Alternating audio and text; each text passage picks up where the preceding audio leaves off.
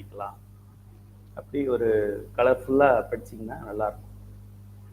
திருச்சிற்றம்பலம். தென்னாடுடைய சிவனே போற்றி, எந்நாட்டவர்க்கும் இறைவா போற்றி. காவாய் கனகத்திரளே போற்றி, கைலை மலையானே போற்றி போற்றி, கைலை மலையானே போற்றி போற்றி.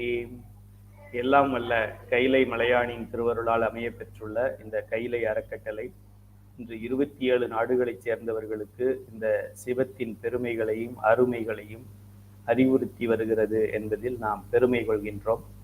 இது யாரும் ஒருவர் செய்கின்ற பணி அல்ல, 12,000 பேர் இணைந்து செய்கின்ற பணி இது. இந்த பணி இன்னும் மென்மேலும் சிறக்க இறைவன் திருவருள் பெருக வேண்டும் என்று வேண்டிக் கொண்டு, இந்த வகுப்பிலே கலந்து கொள்ள வந்திருக்கின்ற SSTT பேட்ச் 2 என்று சொல்லக்கூடிய சைவ சித்தாந்த ஆசிரியர் பயிற்சி மேல்நிலை வகுப்பு மாணவர்கள் அனைவரையும் வாழ்த்தி வணங்கி வரவேற்று இந்த வகுப்புக்கு நாம் செல்கின்றோம். இந்த பாடம் நாம் படிப்பது சித்தாந்த விளக்கம் வினா விடை. பெயரை நன்றாக பார்த்து கொள்ள வேண்டும். சித்தாந்த விளக்கம் வினா விடை. இது திருவாவடுதுறை ஆதீனத்தோட வெளியீடு.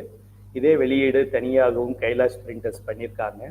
யார் வெளியிட்டிருந்தாலும் இந்த நூலை நமக்கு அருளிய பெரு மகனார் ஆனந்தராசன் ஐயா அவர்களுடைய ஆன்மா இறைவன் திருவடி நிழலில் என்றும் நீங்காமல் இருக்க வேண்டும். அல்லது இங்கே வந்து இன்னொரு உரை நூல் எழுதிவிட்டு போக வேண்டும். அப்படித்தான் நான் அவரை வேண்ட முடியும்.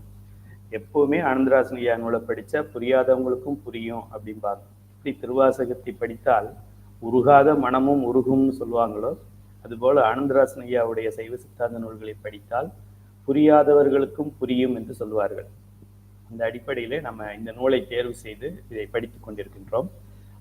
இப்போ இந்த நூலிலே 204 கேள்விகள் மொத்தம் இருக்கின்றன. ஒன்னொன்னா நம்ம கேள்வி பதிலை நம்ம படிச்சு போய்கிட்டு இருக்கோம்.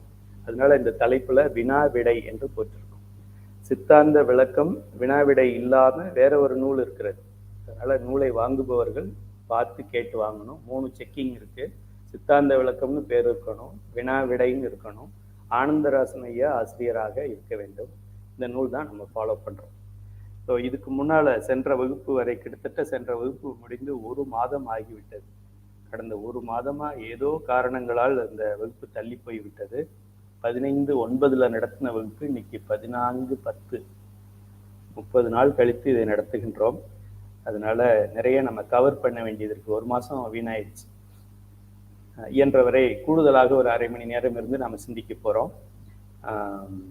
ஸோ மாணவர்கள் எல்லாம் கொஞ்சம் கவனம் கொடுத்து கவனமாக வகுப்பை கவனிக்குமாறு வேண்டிக் கொள்கின்றேன். 39வது கேள்வி. 39வது கேள்வியிலே தலைப்பிலே ஐந்தொழில்கள் அப்படிங்கிறத பற்றி ஆசிரியர் விளக்க போறார். முத்தொழிலும் செய்ய வல்லவனே முதல்வன் என்பதை விளக்கினீர்கள். முன்னாடி கேள்வியில இறைவன் முத்தொழிலும் செய்யவனே வல்லவன். இப்போ படைத்தல் தொழிலை ஒருவன் செய்கின்றான் பிரம்மா, காத்தல் தொழிலை திருமால் செய்கின்றார், அழித்தல் தொழிலை உருத்திரன் செய்கின்றார். இப்போ எவன் ஒருவனால அழிக்க முடியுமோ அவனால படைக்கவும் முடியும் அப்படிங்கிறது லாஜிக். அதனால அழித்தல் தொழிலை செய்கின்றவன் 3 தொழிலையும் செய்வதற்கு தகுதி உள்ளவன் அப்படிங்கிற ஒரு கூற்றை முதல்ல ஆசிரியர் நிறுவுறார். அப்படி நிறுவிட்டு இறைவன் செய்வது முத்தொழில் மட்டுமா, அவற்றிற்கு மேலும் வேறு தொழில்கள் உண்டா?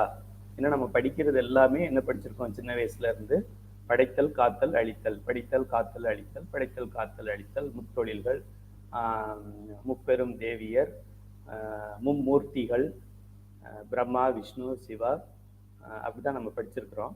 ஸோ இது 3 தானா இல்லை வேற ஏதாவது பண்றாரா சிவபெருமான் அப்படின்னு கேட்கிறாரு மாணவர். படைத்தல் காத்தல் அழித்தல் என்ற 3ஓடு மறைத்தல் அருளல் என்ற 2 தொழில்களை சேர்த்து இறைவன் செய்வன 5 தொழில்கள் என்பர். இந்த மறைத்தல் அப்படிங்கிறதுக்கு பக்கத்துல திரோதான சக்தி அப்படின்னு எழுதிக்க. நம்ம சைவ சித்தாந்த சுடர்ல நமசிவாய என்கின்ற மந்திரத்திலே ந என்கின்ற எழுத்து திரோதான சக்தி அல்லது மறைப்பு ஆற்றலை குறிக்கிறது அப்படின்னு படிக்கிறோம்.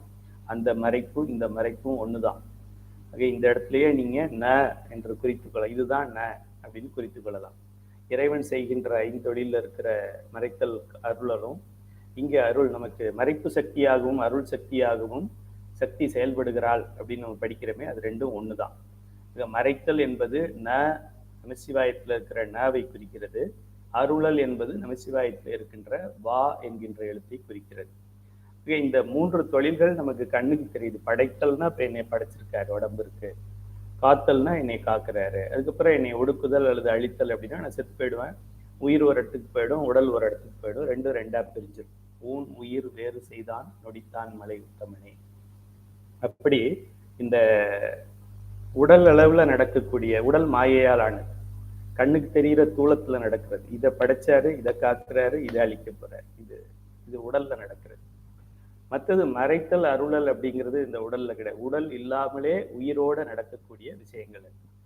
அது உடலுக்கும் உயிருக்கும் நடுவுல இருக்கிறது உயிருடைய அறிவு இருக்கு. அதனால அது அறிவுல நடக்கக்கூடிய 2 காரியங்களை மறைத்தல் அருளல் அப்படின்னு சொல்லி சொல்கின்றோம். இறைவன் செய்யும் தொழில் 5 என்பதை சைவ சமயம் ஒன்றே கூறுகிறது. மற்ற சமயங்களில் எல்லாம் இப்படி சொல்வதில்லை. சைவ சமயத்துலதான் 5 தொழிலை சிவபெருமான் செய்கிறான் என்று சொல்லுகிறது. பிற சமயங்கள் இறைவன் செய்யும் தொழில் 3 என்றே கூறுகின்றன. அவங்கவுங்க சமயத்துல யாரு அந்த முதன்மை கடவுள் இருக்கிறாரோ அவர் படைத்தல் செய்கிறார், காத்தல் செய்கிறார், அருள் செய்கிறார் அப்படிதான் சொல்றாங்க. ஆனா நம்ம சைவ சமயத்துல, சைவ சித்தாந்தத்துல தான் இறைவன் இது 3 மட்டும் இல்லை, மறைத்தலும் செய்கின்றான், அருளலும் செய்கின்றான் அப்படின்னு சொல்றோம். இது ஒரு தனிச்சிறப்பு, தனித்தன்மை.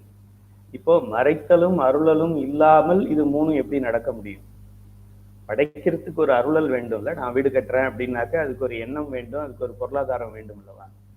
ஆக அதனால்தான் இந்த சித்தாந்தத்தை நாம் முடிந்த முடிவு அப்படின்னு சொல்றோம். மேன்மைகள் சைவ நீதின்னு சொல்றோம். எதையும் விட்டு வைக்கல, எல்லாம் க்ளோஸ் பண்ணியிருக்காங்க. 5 தொழில்களில் முதலில் உள்ளதாகிய படைத்தல் தொழில் என்பது என்ன? இப்போ ஆசிரியர் ஒன்னொன்னா கொஞ்சம் விவரமா விளக்க போறார். படைத்தல் என்பதுன்னா என்னன்னா, இறைவன் மாயையாகிய காரண பொருளில் இருந்து, இதெல்லாம் நீங்க அண்டர்லைன் பண்ணிக்கங்க, மாயை காரணம் அப்படின்னு டக்குன்னு நோட்ஸ் எடுத்துக்கணும். இதுதான் அசைன்மெண்ட்.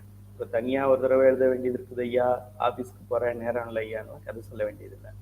மாயை என்ற காரண பொருளில் இருந்துன்னு சொல்லியாச்சு. மாயை ஈக்குவல் டு காரணம். அப்போ காரணம்னு ஒண்ணு இருக்கு அப்படின்னா காரியம் ஒண்ணு நடக்க போகுது. அது என்னவாக இருக்கும் அப்படிங்கறத நம்ம பின்னாடி படிக்க போறோம். மாயையாகிய காரண பொருளில் இருந்து உலகமாகிய காரிய பொருளை தோற்றுவித்து உயிர்களுக்கு கூட்டுவித்தலே படைத்தல் ஆகும். படைத்தல் அப்படின்னா என்ன அப்படின்னாக்க, உயிர் தனியா உயிராக நாம் இருந்தோம்.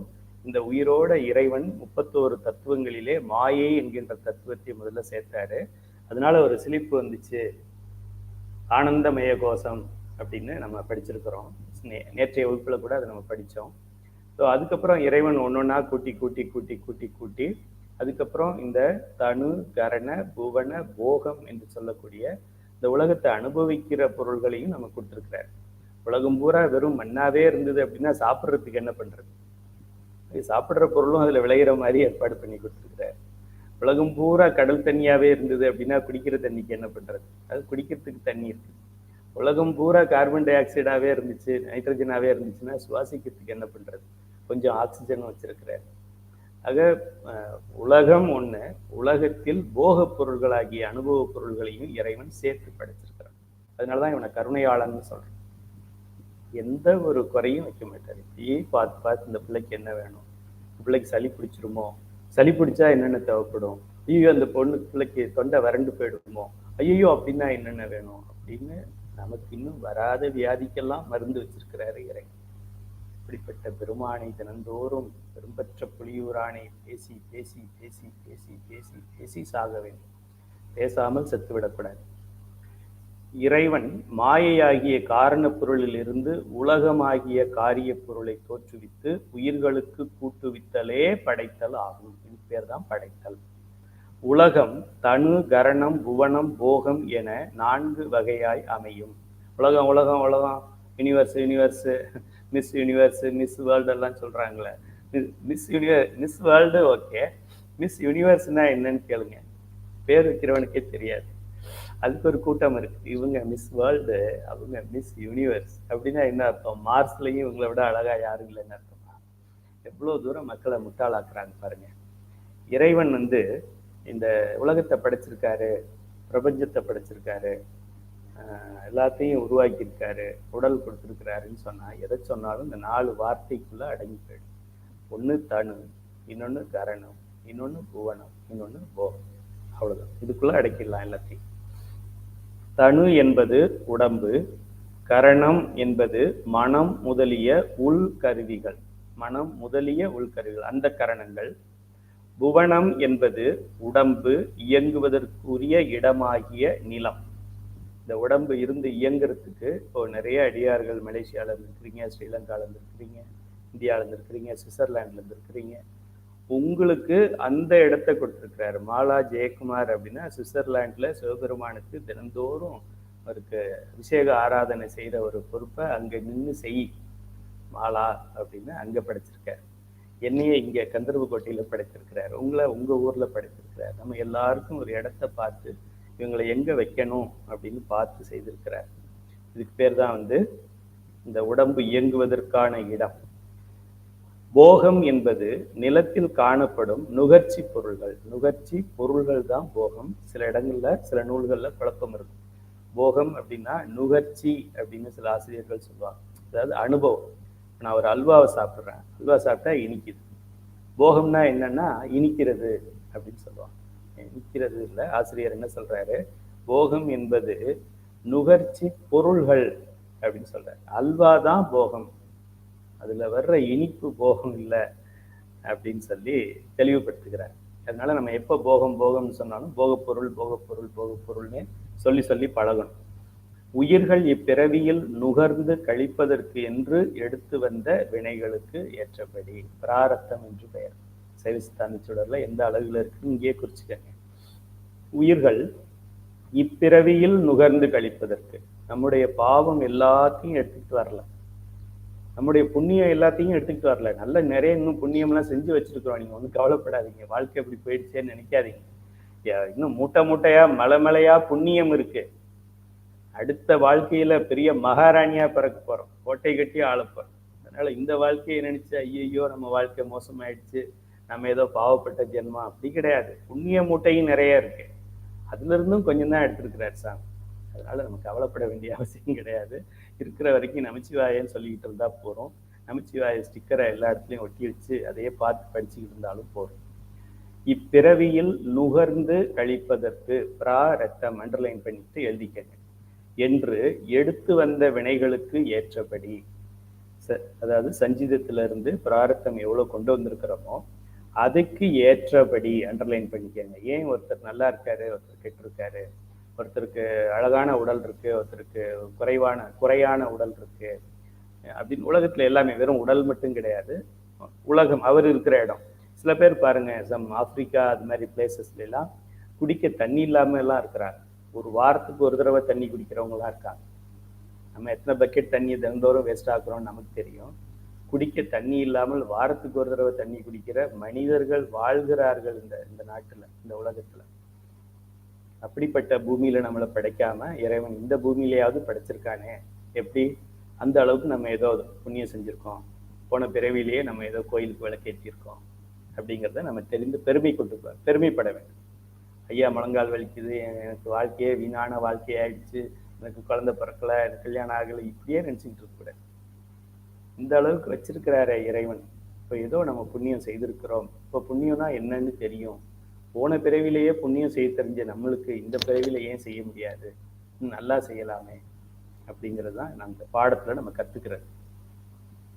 இறைவன் உடம்பு முதலிய இந்நான்கையும் வெவ்வேறு வகையில் அமைத்து தருகின்றான். நம்ம செய்த பாவ புண்ணியத்துக்கு ஏற்றாற்போல் தனு, பாவ புண்ணியத்துக்கு ஏற்றாற்போல் கரணம், பாவ புண்ணியத்துக்கு ஏற்றாற்போல் புவனம். எந்த ஊர்ல எந்த அப்பா அம்மாவுக்கு எந்த கிராமத்துல எந்த நாட்டுல எப்படி பிறக்கணும், எந்த ஜாதியில எந்த குலத்துல எப்படி பிறக்கணும், ஆணா பிறக்கணுமா பெண்ணா பிறக்கணுமா அழியா பிறக்கணுமா, எல்லாம் அதுதான் உலகம். உலகத்துல இருக்கிற அனுபவ பொருள்கள் எதெல்லாம் நம்ம இந்த வாழ்க்கையில அனுபவிக்க முடியுங்கிறது ஏற்கனவே போட்டு கொடுத்தாச்சு. அதனால எங்க கிராமத்துல ஒரு பழமொழி சொல்லுவாங்க, உடம்பெல்லாம் எண்ணெயை தடவிக்கிட்டு மண்ணுல புரண்டாலும் ஒட்டுற மண்ணு தான் ஒட்டும் அப்படி சொல்லுவாங்க. ரமண மகரிஷி சொல்வார், எது நடக்க வேண்டும் என்று இருக்கிறதோ அதை என்னால் தடுக்க முடியாது, எது நடக்காததோ அதை என்னால் நடத்த முடியாது. நமச்சிவாய அருணாச்சலா அருணாச்சலா அருணாச்சலா. இதுதான் அவங்க அம்மாவுக்கு பையன் செய்த உபதேசம். அதனால பிராரத்தத்துக்கு ஏற்றாற்போல் எல்லா அமையும். திருமந்திரம் படிச்சீங்கன்னா இதுல ரொம்ப தெளிவாக நீங்கள் புரிந்து கொள்ளலாம். தனு கரணம் முதலியவற்றை பெற்ற உயிர்கள் அவற்றால் தமது வினைகளை நுகர்ந்து கழிக்கும் பொழுது, இதை நம்ம பெற்றது எதுக்குன்னா நம்முடைய வினைகளை நுகர்ந்து கழிக்க வேண்டும். அண்டர்லைன் பண்ணிக்க. ஏன் வாழ்றோம் அப்படின்னு கேட்டா வினைகளை நுகர்ந்து கழிப்பதற்காக வாழ்கின்றோம். ஏன் இன்னும் நீ செத்து தொலையல? வினைகளை இன்னும் நுகர்ந்து கழிக்கவில்லை, அதனால செத்து தொலையல. இன்னும் எத்தனை வருஷம் இருப்ப? வினைகளை நுகர்ந்து கழிக்கிற வரைக்கும் இருப்ப.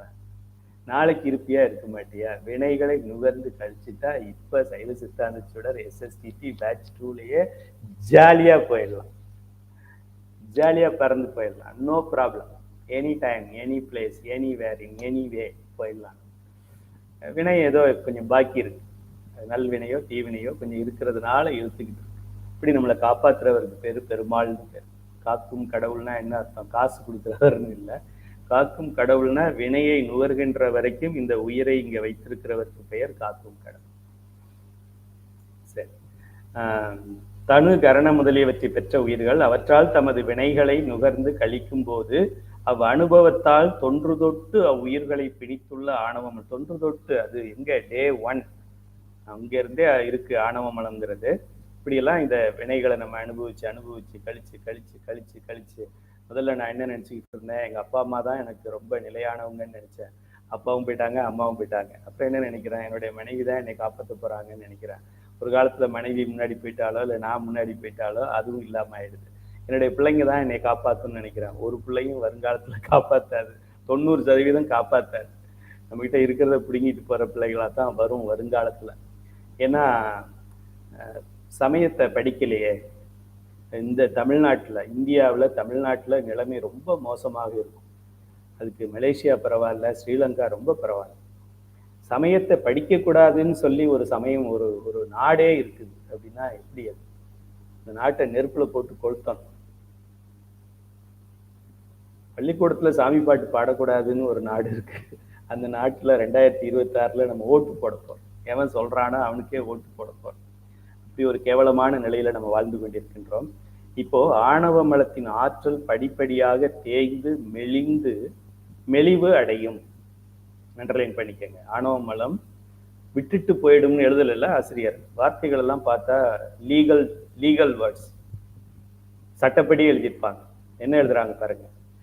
அதோடைய ஆற்றல், ஆணவ மலம் போகல, ஆணவ மலத்துடைய ஆற்றல் படி படி படி படி படி படி. அதுக்குதான் உங்களை படி படின்னு சொல்லிட்டு இருக்கோம். நீங்க படி படி படிக்க படிக்க அது படிப்படியா குறையும். படிப்படியாக தேய்ந்து மெலிவு தான் அடையுமே தவிர முற்றிலும் போய்விடாது. கண்மம் நீங்கும் முகத்தால் இவ்வாறு மலபாகம் வர செய்தலே படைத்தல் தொழிலின் நோக்கமாகும். இறைவன் நம்மை படைத்தது அப்படின்னா என்ன அர்த்தம்? உயிரை படைக்கவில்லை, உடலை படைத்தார். இந்த உடலை இப்படி படைத்தது எதற்கு என்றால் ஆணவ மலம் மெலிய வேண்டும் என்பதற்காகத்தான் படைத்தான். வாழ்க்கையின் நோக்கம் என்ன அப்படின்னு வாழ்க்கையின் நோக்கம் அப்படின்னு பட்டிமன்றத்துல சத்தமா பேசி கை தட்டிட்டு பணத்தை கொடுத்து, வாழ்க்கையின் நோக்கம் என்ன? ஆணவ மலம் தேய வேண்டும். அதான் ஃபர்ஸ்ட் நோக்கம். அது தேயறதுக்கு என்ன பண்ணணும்? உடல் கொடுக்கணும். உடல் கொடுத்தா என்ன பண்ணணும்? நன்மை தீமை வரணும். அப்புறம் கண்ம மலம், அப்புறம் மயமலம் வரணும். ஆக நோக்கம் ஆணவ மலம் மெலிவடைய வேண்டும் அப்படிங்கிறது.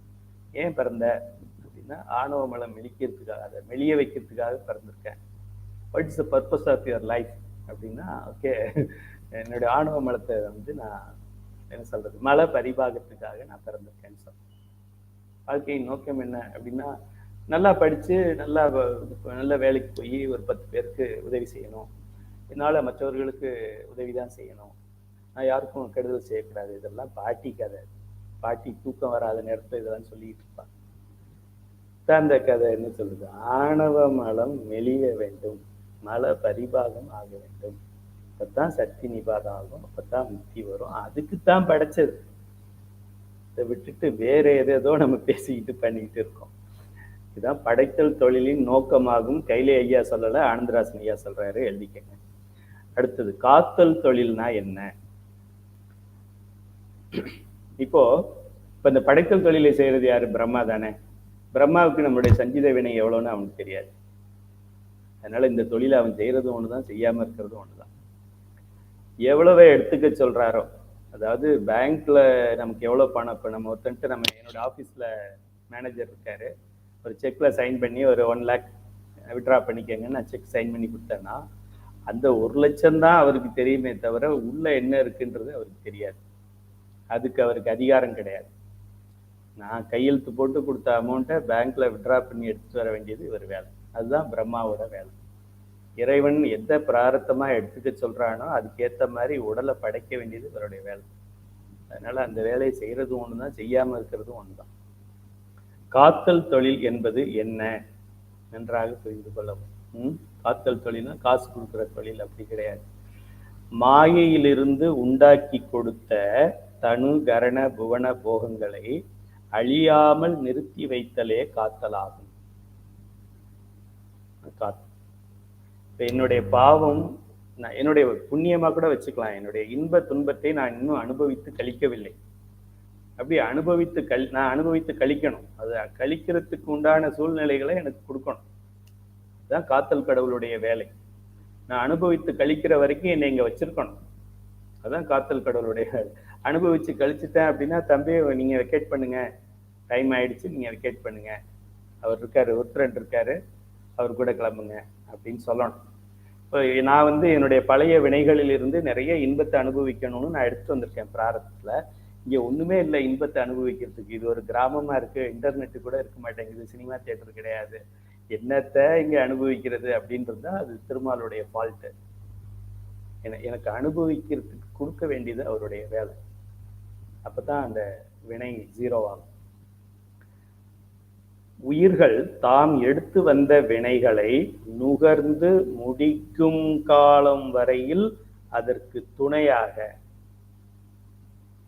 யாருக்கு யாரு துணை? 36 மணி நேரம் 72 மணி நேரம் திருப்பதியில கியூல நின்று தரிசனம் பண்றோம்.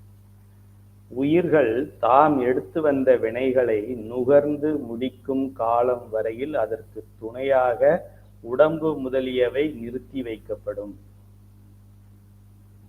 நான் எப்போது இறப்பேன், நான் கொண்டு வந்த வினைகளை கழிச்சிட்டேன்னா இறந்துடும். ஏன் இன்னும் இருந்து கஷ்டப்பட்டுக்கிட்டு இருக்கிறேன்? இன்னும் வினைகள் தீரலை, அதனால. இனிமே வர்றதெல்லாம் மோசமா தான் வருமா? அப்படிலாம் சொல்ல முடியாது, நல்லதும் வரலாம்.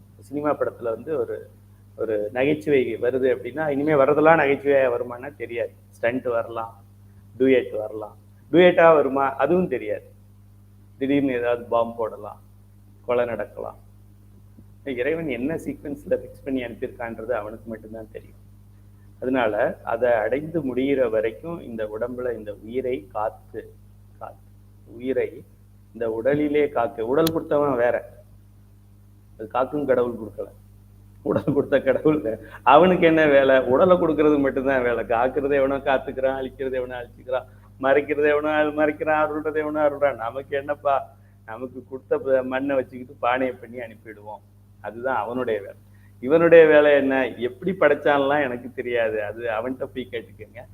எனக்கு அந்த வினை தீர்ற வரைக்கும் இந்த உடம்புல இந்த உயிர் இருக்கணும். அந்த வினையை அதை அனுபவிப்பதற்கான சான்ஸை நான் உண்டாக்கி கொடுக்கணும், மேடையை அமைத்து தர வேண்டும். இதுதான் காக்கும் கடவுளுடைய வேலை. உடம்பு முதலியவை நிறுத்தி வைக்கப்படும். எனவே வினையாகிய தலைனா மலம், வினையாகிய தலை நீங்குதற் பொருட்டு, வினை நீங்குதற் பொருட்டுன்னே வச்சுக்கோங்க, தலைன்னு சொல்லி குழப்பிக்க வேண்டாம். வினை நீங்குதல் பொருட்டு வினை பயன்களை நுகர்வித்தல் காத்தல் தொழில் ஆகிறது. காத்தல்னா காசு கொடுப்பாரு, அழித்தல்னா கொண்டு போட்டுருவாரு அப்படின்னு நம்ம நினைச்சுக்கிட்டு இருக்கோம். வினைகள், அந்த வினை, நல்வினை தீவினையை அனுபவிக்கிறதுக்கான மேடையை அமைத்து தருவது, அனுபவிக்கிறேனான்னு பார்க்கறது, அனுபவிக்கல இன்னும் கொஞ்சம் தான் அனுபவிச்சிருக்கிறேன் இன்பத்தைனா இன்னும் இன்பத்தை கூட்டி கொடுக்கறது, துன்பம் குறைவாக தான் அனுபவிச்சிருக்கேன்னா இந்தாப்பா கொஞ்சம் துன்பத்தை கூட்டிக்க அப்படின்னு கூட்டி கொடுக்கறது. இது எல்லாத்தையும் சேர்த்து அனுபவிச்சு முடிக்கிற வரைக்கும் அந்த உயிரை பார்த்துக்கிட்டே இருக்கிறது. எல்லாம் முடிஞ்சிருச்சு அப்படின்னா ஓகே, அப்படின்னு சொல்றதுக்கு பேரு காத்தல் தொழில். அழித்தல் தொழில் என்பது யாது? உயிர்கள் பல்வேறு உடம்புகளை எடுத்து பிறந்து பின் இறந்து உழலும் நிலையினின்றும் நீங்கி, பிறந்து பிறந்து பிறந்து பிறந்து பிறந்து பிறந்து பிறந்து இறந்து பிறந்து இறந்து பிறந்து இறந்து சாதல் பிறப்பென்னும் தடஞ்சொழியில் தடுமாறி காதலின் மிக்கு அணியிலையார் களதியிலே விழுவேனே. ராகம் மாத்தி பாடுறேன். மாதொரு கூருடைய பிரான் தன் கழலே சேரும் வண்ணம் ஆதி எனக்கு அருளியவாறு ஆர் பெறுவார் அச்சோவே. சாதல் பிறப்பு என்னும் தடஞ்சுழியில் தடுமாறி. சுழி அது ஒரு என்ன சொல்றது, நீர் சுழல் பார்த்துருக்கோம் இல்லையா, சூறாவளி பார்த்துருக்கோம்ல. சூறாவளிக்குள்ள ஏதோ ஒரு இலையோ ஒரு சின்ன பேப்பரோ அதுல மாட்டி இருந்தது அப்படின்னா அந்த அந்த பேப்பருக்கு ஏதாவது கண்ட்ரோல் இருக்குமா? இல்லை, நான் பறக்க மாட்டேன், நான் கொஞ்ச நேரம் இப்படியே நின்றுக்கிறேன், நான் மேலையெல்லாம் போக மாட்டேன், கீழே நின்றுக்கிறேன் அப்படின்னு ஏதோ ஒரு காய்ந்த இலையோ ஒரு பேப்பரோ அது மாதிரி சொல்ல முடியுமா? அதுபோல நம்ம வாழ்க்கை அப்படிதான் இருக்கு, நம்ம பிறப்பு அப்படிதான் இருக்கு. இல்லை, நான் பிறக்க மாட்டேன், நான் நல்லா தான் பிறப்பேன், அதெல்லாம் ஒன்றும் கிடையாது. சுத்து சுத்து சுத்து சுத்து சுத்து, ஒன்று காத்துல சுத்து இல்லைன்னா தண்ணியில சுத்துன்ற மாதிரி சாதல் பிறப்பு என்னும் தடஞ்சுழியில் தடுமாறி. மாணிக்கவாசகருக்கே இந்த நிலை. உயிர்கள் பல்வேறு உடம்புகளை எடுத்து பிறந்து, ஏன்னா 84 லட்சம் யோனி பேதங்கள் படிச்சிருக்கோம். இந்த தடவை தாயின் கருவிலிருந்து நான் வந்திருப்பேன், அடுத்த முறை முட்டையிலிருந்து வந்திருப்பேன், அடுத்த முறை வேர்வையிலிருந்து வந்திருப்பேன், யாருக்கு தெரியும், அடுத்த முறை வித்துல இருந்து வந்திருப்பேன், அடுத்த முறை கடல் வாழும் ஒரு பிராணியா நான் இருந்திருப்பேன், அடுத்த முறை சிங்கமா இருந்திருப்பேன், அடுத்த முறை அரசனா இருந்திருப்பேன், ஆண்டியா இருந்திருப்பேன், கழுதையா இருந்திருப்பேன், குதிரையா இருந்திருப்பேன். எத்தனை பிறவி, 84 லட்சம் வெரைட்டி இருக்கு. ஒன்னொன்னையும் பிறந்திருந்தோம்னாலே 84 லட்சம் பிறவி. இப்படி எல்லாம் பல்வேறு உடம்புகளை எடுத்து பிறந்து பின் இறந்து எல்லா பிறவிகளுக்கும் எல்லா உயிரினங்களுக்கும் டேட் ஆஃப் டெத் உண்டு, யாராக இருந்தாலும். என்ன ஈசல் ஒரே நாள்ல செத்து பாவம், அதோட வாழ்க்கை எப்படி இருப்பாரு. ஈசல் மழை நேரத்துல ஈசல் வரும் வீட்டுக்குள்ள, அந்த ஈசலுடைய வாழ்நாள் ஒரே நாள். இதெல்லாம் நம்ம ரொம்ப சிந்திச்சு பார்க்கணும். அந்த ஈசலுக்கு நல்லா உடம்பெல்லாம் இருக்கும், அழகா இருக்கும். ஒரு நாள்ல தான் அதோட வாழ்க்கையே பிறப்பும் இறப்பும், டேட் ஆஃப் பர்த்தும் டேட் ஆஃப் டெத்தும் சேமான ஒரு அனிமல் இந்த பிரபஞ்சத்துல இருக்காங்கன்னா இருக்கு, ஈசல் இருக்கு. நல்லா கண்ணுக்கு தெரியறத நம்ம சொல்றோம். சின்ன சின்ன பாக்டீரியாஸ் அது இதெல்லாம் பிறக்கும் இறக்கும், அது நமக்கு தெரியாது. அது மில்லியன்ஸ் பில்லியன்ஸ் இருக்கு. கண்ணுக்கு தெரிகிற ஒரு உயிரினம் நம்ம வீட்டுல பறந்து போற ஒண்ணு காலையில பிறந்துடும், சாயங்காலம் செத்து. இப்படி ஒரு பிறவியை இறைவன் ஏன் கொடுக்கணும்? அந்த ஒரு நாள்ல அது என்னத்தை அனுபவிச்சிருக்க போகுது? சினிமா பார்த்துருக்குமா, இல்லை சைவ சித்தாந்த வீட்டுல அது உட்கார்ந்துருக்குமா? கிடையாது. ஆமை இருக்கு, அது 100 ஆண்டுகள் வாழுது. மூச்சு மெதுவா விடுறதுனால 100 ஆண்டுகள் வாழுது. 100 ஆண்டுகள் அது வாழ்ந்து என்னத்தை கண்டு? 2 குட்டி போட்டிருக்கோம், அவ்வளவுதான். அது வாழ்ந்தாலும் ஒண்ணுதான், வாழலைனாலும் ஒண்ணுதான் நம்மளை பொறுத்தவரை. பல்வேறு விதமான வித்தியாசமான பிறப்புகளை எடுத்து பிறந்து பின் இறந்து உழலும் நிலையினின்றும் நீங்கி சிறிது காலம் ஓய்வு பெற்று இருக்குமாறு. டயர்ட் ஆயிடும். இன்னும் தொடர்ந்து வேலை செஞ்சுக்கிட்டே இருக்கோம்னா டயர்ட் ஆயிடுதுல. மாணிக்கவாசகர் சொல்றாருல திருவாசகத்துல, புல்லாய் பூடாய் புழுவாய் மரமாய் பல்விருகமாய் பறவையாய் பாம்பாய் கல்லாய் மனிதராய் பேயாய் கணங்களாய் வல்லசுரராய் முனிவராய் தேவராய் செல்லாக நின்ற இத்தாவர சங்கமத்துள், அதாவது நிற்கிற பொருள், நடக்கிற பொருள், ஓடுற பொருள் எல்லா உயிரினமாகவும் பிறந்து இழைத்தேன் எம்பெருமான். மாணிக்கவாசகருடைய கதை. உங்க கதையும் அதை விட இன்னும் கொஞ்சம் மோசமாக தான் இருக்குன்னு நான் நினைக்கிறேன். சரி, இதுல எல்லாம் உணர்ந்து பிறந்து இழைத்தேன் எம்பெருமான், மெய்யே உன் பொன்னடிகள் கண்டு இன்று இழுத்தேன். இனிமே என்னால பிறக்க முடியாதுப்பா, நீ என்ன வேணாலும் பண்ணி, இனிமே பிறக்க முடியாது. இதான் நமக்கு. நான் பிறக்க முடியாதே, முடியாது முடியாது முடியாது, நான் பிறக்க முடியாது அப்படின்னு திட்டவட்டமா பெருமான்கிட்ட சொல்லணும். அதைத்தான் கேட்கணும் அவன்கிட்ட. பிச்சைக்கார மாதிரி போய் நல்லா சாப்பிட்றதுக்கு அல்வா கொடு, அப்புறமா நல்லா வீட்டில் கொஞ்சம் மொட்டை மாடி தண்ணி லீக் ஆகிக்கிட்டே இருக்கு, அது லீக் ஆகாமல் பார்த்துக்கோ, அப்புறம் தோட்டத்தில் நல்லா புல் வளர்கிற மாதிரி பார்த்துக்கோ, மாடு நல்லா பால் கறக்கிற மாதிரி பார்த்துக்கோ, கொசு வந்தாலும் என்னை கடிக்காமல் பார்த்துக்கோ. இதான் சிவபெருமான்கிட்ட கேட்குறதா. இறைவா இன்னைக்கு நைட்டு கொசு தொல்லை இல்லாமல் நான் நிம்மதியாக தூங்கணும், கூட்டு வழிபாட்டில் இது ஒரு பிரார்த்தனை ஐயா கேட்கணும். பிறக்க மாட்டேன், அவ்வளவுதான். வேற என்ன பண்ண முடியும்? அவரு பிறக்க மாட்டேன்னு சொல்லிட்டா வேற ஒன்றும் பண்ண முடியாது. அடியா திருநீரை வச்சுக்கிட்டு சொன்னோன்னா அவரால் மீறவும் முடியாது. திருநீர் இல்லாம சொன்னா கூட போடாச்சு. திருநீர் ஒருத்தராக்கும் நமச்சிவாயத்தோட போய் அவர்கிட்ட நான் பிறக்க மாட்டேன்னு சொன்னா அவர் மீற முடியாது. சரி, அப்படியே ஆகட்டும் அப்படின்றாரு. ஏமாந்து சொன்னாலும், அவசரத்துல சொன்னாலும், எமோஷனலா சொன்னாலும் அப்படியே ஆகட்டும்னு சொல்லிடுவார். அதனால நல்ல பட்டையா திருநீர் வச்சுக்கிட்டு உருத்தாக்கம் வச்சுக்கிட்டு நமச்சிவாய நமச்சிவாய நமச்சிவாயன்னு சொல்லிக்கிட்டு பஞ்சபுராணம் பாடிக்கிட்டு போய் பெருமானே நான் இனிமே பிறக்க மாட்டேன் அப்படின்னு சொல்லுங்க. அவர் யார் எது கேட்டாலும் கையெழுத்தி வச்சிருப்பார். அப்படியே ஆகட்டும், அப்படியே ஆகட்டும், அப்படியே ஆகட்டும், அப்படியே ஆகட்டும்னு சொல்லிக்கிட்டே இருப்பார் அவர். அசுரர்களுக்கெல்லாம் அப்படியே ஆகட்டும்னு சொன்னவர், நீங்களும் நானும் சைவ சித்தாந்த சூழல் படிக்கிறோம், நமக்கு அப்படின்னு சொல்லுவார். செத்து நாசமா போன்னு சொல்லுவாரு, எப்படியே ஆகட்டும் அப்படின்னு சொல்லுவார். அழித்தல் தொழில்ல உயிர்கள் பல்வேறு உடம்புகளை எடுத்து பிறந்து பின் இறந்து உடலும் நிலையினின்றும் நீங்கி சிறிது காலம் ஓய்வு பெற்று இருக்குமாறு அவற்றிற்கு கொடுக்கப்பட்ட உடம்பு முதலியவற்றை பிரித்து மாயையில் ஒடுக்கி விடுதலே அழித்தல் தொழிலாகும். இந்த உடம்புல இருந்து உயிரை பிரிச்சாச்சு. ஓகே, உயிரை பற்றி நமக்கு தெரியாது, உயிர் எங்கே போச்சுன்னு தெரியாது. அருளாளர்களுக்கு தெரியும், அறிவில்லாதவனுக்கு தெரியாது. உடம்பு நமக்கு தெரியும். ஏன்னா நம்ம ஊரில் என்ன நடக்குதுன்னு பார்த்துருக்கோம். எங்கள் அப்பாவுக்கு என்ன நடந்தது நான் பார்த்துருக்கேன், எங்கள் அம்மாவுக்கு என்ன நடந்ததுன்னு பார்த்துருக்கேன். ஸோ அதுபோல் நம்ம பல பேரை நம்ம பார்த்துருக்குறோம். ஹாஸ்பிட்டலுக்கு மார்ச்சுவரிக்கு போனோம்னா தெரியும் என்ன நடக்குதுன்னு சொல்லி. அந்த தகனம் செய்கின்ற, உடல் அடக்கம் செய்கின்ற சுடுகாடோ அல்லது ஃபயர் பண்ணுறாங்க இல்லையா, எலக்ட்ரிக்கல் ஃபயரிங், ரொம்ப கொடுமையானது. அங்கெல்லாம் போய் பார்த்தோன்னா தெரியும் என்ன நடக்குதுன்னு சொல்லி. ஆக ஏதோ ஒரு பஞ்சபூதத்துக்கு, நெருப்புக்கோ நீருக்கோ காற்றுக்கோ மண்ணுக்கோ தான் இந்த உடல் போக போகுது. அந்த மண்ணெல்லாம் எதுலேருந்து வந்தது? 36 தத்துவங்கள்ல கீழே இருக்கிற தத்துவங்கள் என்ன? பஞ்சபூத தத்துவங்கள். ஸோ அந்த 36 தத்துவங்கள்ல கடைசி 5 தத்துவங்களுக்குள்ள தான் இந்த உடம்பு போக போகுது. இப்போ இது 31 வந்தது எதுலேருந்து வந்தது? மாயையிலேருந்து வந்தது. அதனால நம்ம என்ன சொல்றோம்?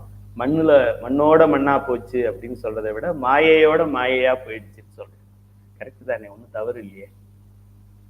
உயிரோட உயிரா போயிடுச்சு அப்படின்னு சொல்லக்கூடாது, மாயையோட மாயையா போயிடுச்சு அப்படின்னு நம்ம சொல்றோம். ஆக இந்த உடலை பிரிச்சு மாயையில் ஒடுக்கி விடுதலை அன்றையும் படிக்க. ஒடுக்கி விடுதலே, ஒடுக்குறதுனா என்ன? இப்போ ஒரு கொடையை ஒடுக்குறது, கொடையை ஒடிக்கிறதுன்னு சொல்லுங்க. கொடை விரிச்சிருக்கிறோம், திரும்ப கொடையை க்ளோஸ் பண்றோம், அதுக்கு என்ன பேரு? கொடையை அழிக்கிறதுன்னு பேரா? அழித்தல் அப்படின்னு பேரா? இது அழிக்கலையே, திரும்ப வேணும்னா விரிச்சுக்கலாம், அதுக்கு பேர் அழித்தல் கிடையாது. ஆக இது காரியமா இருந்தது காரணமா இருக்கு, காரணமா இருக்கிறது காரியமாகும். லிஃப்ட் கீழே இறங்குது, பேஸ்மெண்ட்டுக்கு போகுது, டெரஸ்க்கு போகுது, திரும்ப வேணா பேஸ்மெண்ட்டுக்கு வருது, திரும்ப வேணா டெரஸ் போகுது. அதுபோல ஏற்றி இறக்கி செய்வதை நம்ம ஒடுக்குதல் அப்படின்னு சொல்றோம்.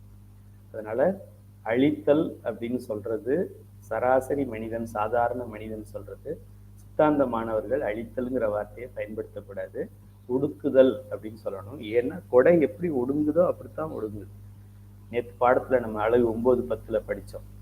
எப்படி விரிஞ்சுதோ அப்படித்தான் விரியுது. ஒரு வீட்டை திறக்கும்போது வெளியிலேருந்து வீட்டை எப்படி திறந்துக்கிட்டே போனோமோ, பூட்டும்போது அப்படியே தான் பூட்டிக்கிட்டு வரோம். திறந்துட்டு போகும்போது கேட் திறந்துட்டு கடைசியா கிச்சன் திறந்துட்டு, பூட்டும்போது கேட்டை முதல்ல பூட்டிட்டு அப்புறமா கிச்சனை பூட்டுறதா? நம்ம எப்படி வெளியில போறது? ஆக அதனாலதான் ஒடுக்குதல் அப்படின்னு சொல்றோம். அதனால எல்லா இடத்துலையும் அழித்தல் அல்லது ஒடுக்குதல் அப்படின்னு நம்ம கொடுத்துருப்போம், அல்லது பிராக்கெட்ல. ஸோ நம்ம எல்லாருமே ஒடுக்குதல் தான் சொல்லணும், சொல்லி பழகணும். நம்ம ஒடுக்குதல்னு சொல்லும்போது நம்மளை பார்த்து ஒருத்தர் திருத்துவார். ஒடுக்குதல் என்ன? அழித்தல் சொல்லுங்க, அழிக்கும் கடவுள் சிவன் சொல்லுங்க அப்படி சொல்லுவார். அப்படி இல்லைங்க, அழிக்கும் கடவுள் மட்டும் சிவன் இல்லை, 5 தொழிலுக்கும் கடவுள் சிவன் தான். நீங்க அவனை ஒரு தொழில்காரனா ஆக்குறீங்க, 5 தொழிலுக்கும் அவன் தான் தலைவன். அழிக்கின்ற தொழிலை செய்கின்றவன் உருத்திரன்னு பேரு. சிவபெருமான் மாதிரி அவர் வேஷத்தை இவன் போட்டுக்கலாம். இது வேற, இது உயிர். அழித்தலை செய்கிறது உயிர். இறைவன் உயிர் கிடையாது. அதனால அது வேற இது வேற அப்படிங்கிறத நம்ம தெளிவுபடுத்தணும். இதனால் உயிர்கள் மாறி மாறி வருகின்ற பிறப்பு இறப்பு என்னும் நிலைகளில் பொருந்தி நில உலகமும் மேல் உலகமும் கீழ் உலகமும் ஆகிய உலகங்களில் புகுந்து எங்கே அடுத்து எங்கன்னு நமக்கு தெரியாது. இப்ப இந்த உலகத்துல இருக்கோம், அடுத்த பிறவி எங்க இருக்கும்? அடுத்த பிறவி எங்க இருக்கும்? தேவரா பிறக்கலாம், கீழ் உலகத்துக்கு போகலாம். மேல் உலகமும் கீழ் உலகமும் ஆகிய உலகங்களில் புகுந்து அலைந்த பெரிய இழைப்பு நீங்க. இப்போ என்ன சொல்லுவாங்க, இறந்தவர்களுக்கெல்லாம் நம்ம என்ன சொல்றோம்? பித்ரு தோஷம் அப்படின்னா சொல்லுவோம். பித்ருக்களுக்கு திதி கொடுப்போம், அவங்களுக்கு எள்ளு கொடுப்பாங்க. அந்த நாள் அந்த அந்த அந்த நாள்லையோ அல்லது என்ன சொல்லுவாங்க அந்த திதியிலையோ, இப்போ என்னுடைய பெற்றோர் சமீபத்தில் இறந்துட்டாங்க, அவங்களுக்கு அந்த திதி வரும் பொழுது நான் அந்த விரதமெல்லாம் இருந்து அவங்களுக்கு என்னென்ன கொடுக்கணுமோ அதெல்லாம் கொடுத்து அவங்களுக்கு நீங்கள் சாப்பிட்டு போங்க, போய் இறைவன்கிட்ட போயிடுங்க, நடுவில் எங்கேயும் நின்றாதீங்க அப்படின்னு அவங்கள நம்ம அனுப்பி வைக்கிறதா ஐதீகம் சொல்கிறாங்க. அப்போது ஒரு தடவை அங்கே போயிட்டு அப்புறம் திரும்ப பிறக்கிறதுக்கு இங்கே வந்துட்டு அப்புறமா இன்னும் மோசமாகி அங்கே போயிட்டு அப்புறம் இங்கே போயிட்டு ராக்கெட்டு போகிறதுக்கே பயப்படுது. இங்கே இருக்கிற சந்திரனுக்கு சந்திராயன் போகிறதுக்கு பெரிய எல்லாரும் பிரதம மந்திரி வரைக்கும் கை தட்டுறாரு. இங்கன்னா இங்கே இருக்கு சந்திரன், பூமியை சுற்றிக்கிட்டே இருக்குது, கூப்பிட்டா வரும், பூமி இல்லாமல் அதால் இயங்க முடியாது. அப்படி இருக்கிற ஒரு நிலாவுக்கு ஒரு ராக்கெட்டு போய் நின்றுச்சு, அங்கே வேற ஒன்றும் பண்ணலை, அது ஒன்றும் பேசலை பண்ணலை படம் எடுக்கலை, அங்கே போய் இறங்கிடுச்சு. அதுக்கு இந்த உலகமே கை தட்டுது, பிரதம மந்திரி முதல்ல தட்டுற. நம்ம உயிரை அதையும் தாண்டி போய்கிட்டு இருக்கு. எந்த பிரதமர் இதுக்கு கை தட்ட முடியும்? இந்த ராக்கெட்டோட கெப்பாசிட்டி, பிஎஸ்எல்வி ராக்கெட்டா இருக்கட்டும் எதுவா இருந்தாலும் அதை விட அதிக பவர் நம்ம உயிர் ராக்கெட்டுக்கு. சாதாரண ஆளா நம்ம தெரியாது. அப்படி மேலே போயிட்டு கீழே வந்துட்டு இப்படி வந்துட்டு அங்கே வந்துட்டு இங்கே வந்துட்டு அப்புறமா நீ அரக்கனா போகிற அங்கே போ, நீ மனிதனா போகிற இங்கே போ, நீ மாடா போகிற அங்கே போ, நீ கடல் வாழ்ல போகிற நீ அந்த கடலில் போயிரு, நீ பசிபிக் பெருங்கடலுக்கு போ, நீ ரெட் சீக்கு போ, நீ பிளாக் சீக்கு போ, எங்கேயா போகிறது? ஒரு 10 நிமிஷம் எங்கேயாவது உட்கார்ந்துட்டு போகிறதுக்கு இடம் கொடு, குடிக்க தண்ணி கொடுப்பா அப்படின்னு இந்த உயிர் தள்ளாடி அல்லாடி பெருமான்கிட்ட வேணும். மன்னிச்சிரு மன்னிச்சிரு மன்னிச்சிரு மன்னிச்சிரு மன்னிச்சிரு மன்னிச்சிரு மன்னிச்சிரு மன்னிச்சிரு மன்னிச்சிரு ஒரே ஒரு சான்ஸ் லாஸ்ட். அதுலேயும் நான் பண்ணலைன்னா நீ என்ன வேணாலும் பண்ணி. இந்தியாவில் கொலை செய்தவன் தூக்கு தண்டனை கைதிக்கு கூட கடைசியாக ஒரு வாய்ப்பு கொடுக்குறாங்க. அவரோட கடைசி ஆசை என்ன கேட்குறாங்க. என்னோட கடைசி ஆசையை நான் சொல்கிறேன், இன்னும் ஒரு தடவை மனிதனாக பிறக்கிறதுக்கு எனக்கு வாய்ப்பு கொடு. அப்படி கேட்டு கெஞ்சி கெஞ்சி கெஞ்சி தான் இந்த பிறவியை நம்ம எடுத்துருக்கோம். இந்த பிறவி அப்படி வாங்கினதுதான்.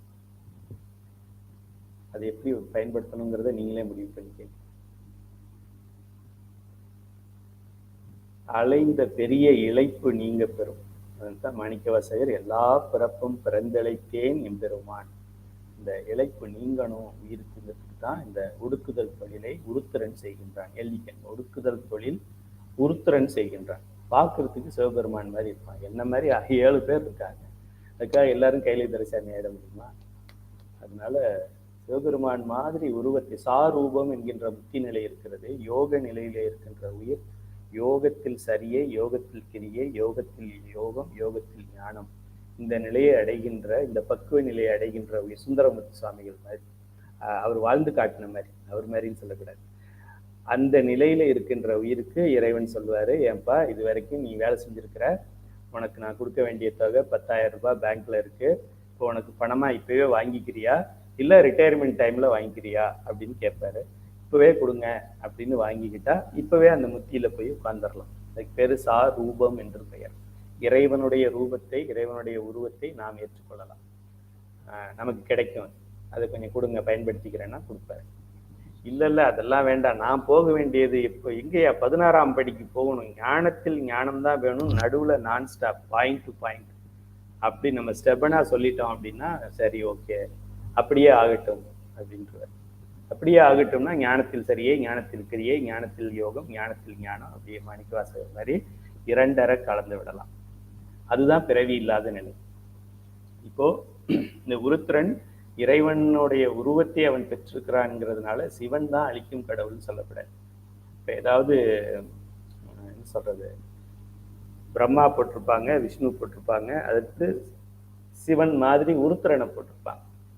இது வரைக்கும் 50 வயசு வரைக்கும் நம்ம நினைச்சது பிரம்மா விஷ்ணு சிவன், பிரம்மா விஷ்ணு சிவன். பிரம்மானா ஆ, விஷ்ணுனா ஊ, மகேஸ்வரன் அப்படின்னா இம், ஆ ஊ இம், ஓம்காரம்னா அதுதான். அதனால அழிக்கிற கடவுள் சிவன், அழிக்கிற கடவுள் சிவன், அழிக்கிற கடவுள் சிவன்னு அந்த காலத்துல நமக்கு ஒழுங்கா சொல்லி தராததுனால கெட்டதை கத்துக்கிட்டு இப்ப நமக்கு நாய் வாழை நிறுத்த முடியாதும்பாங்க. நாயோட வாழை நல்லா நேரா வைக்கணும்னு நீங்க ட்ரை பண்ணி பாருங்க. டாக் இருந்துச்சுன்னா வாழை கொஞ்சம் ஸ்ட்ரைட்டா அப்படியே பிடிச்சிக்கங்க. 10 மினிட்ஸ் அப்படியே பிடிச்சிக்கங்க. அப்படியே விட்டீங்கன்னா திரும்ப பழையபடி ஆயிடும். அதுபோல நம்ம வாழ்க்கை ஓடிக்கிட்டு இருக்கு. இப்ப மறைத்தல் தொழில் என்பது என்ன? மறைத்தல்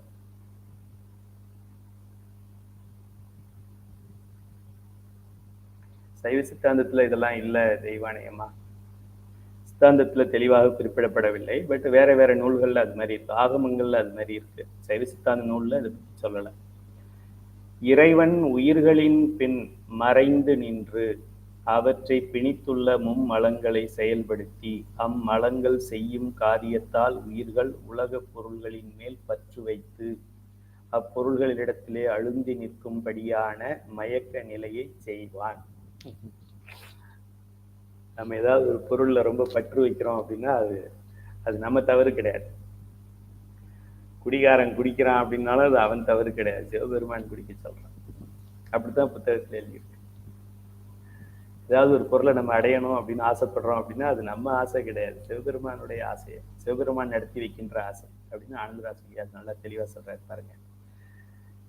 முதல்ல மறைத்தல் தொழில்னா என்ன அப்படின்னா, எனக்கு தெரியாம மறைச்சிட்டான். நான் கூட அடிக்கடி சொல்றது உண்டு, அங்கதான் நின்றுட்டு இருக்கேன், பக்கத்துல அது தெரியல, தேடி தேடி பார்த்தா கிடைக்கல, அப்புறமா பார்த்தா அங்கதான் இருக்கு, தேவையான டைம்ல கிடைக்கல.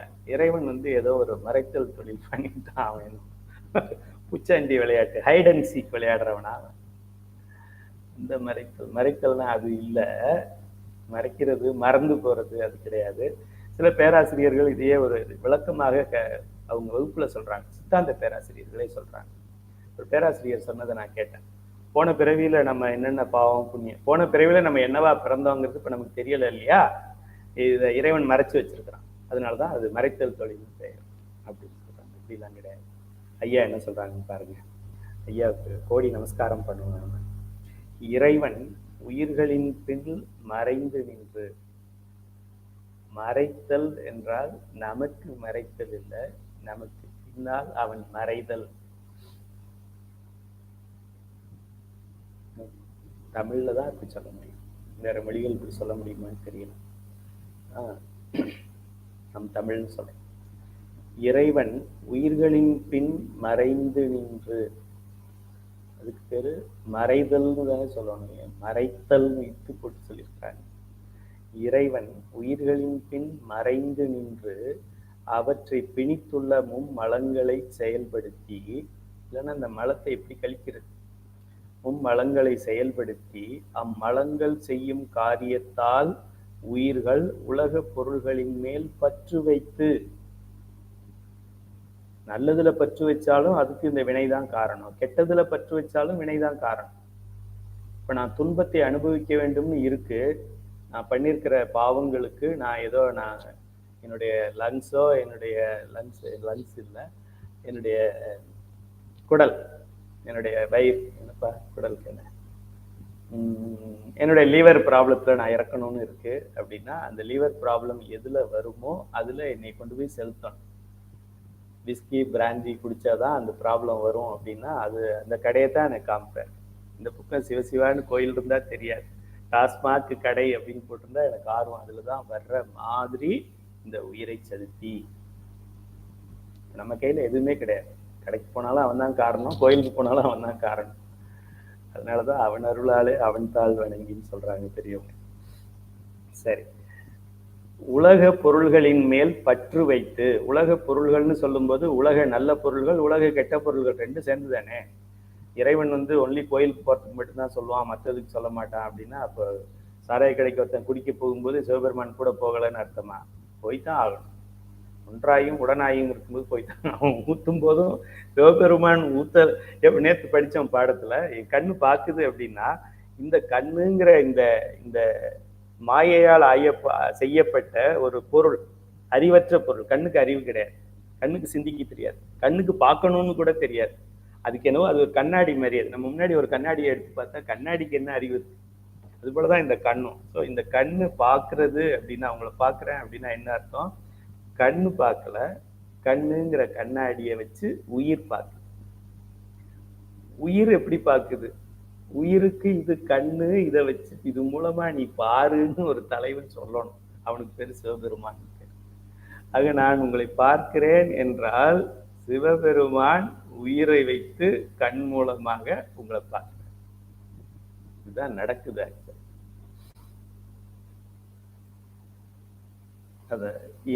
இது உலக பொருள்களின் மேல் பற்று வைத்து அப்பொருள்களிடத்திலேயே அழுந்தி நிற்கும்படியான மயக்க நிலையை செய்வான்.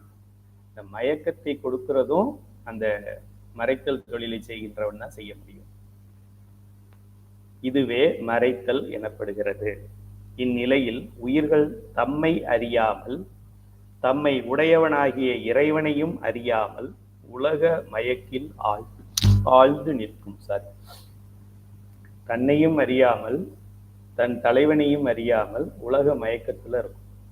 யாராவது உங்களை போல என்ன போல சைவ சித்தாந்தம் படிக்க வந்தா அவங்கள கூப்பிட்டு அவங்கள கேவலமா பேசும். இதெல்லாம் டயத்தை வேஸ்ட் பண்ணிட்டு இருக்கேன். ஒரு லைஃப் இறைவன் கொடுத்துருக்குறான், அனுபவிக்கிறதுக்கு கொடுத்தது. Enjoy the life.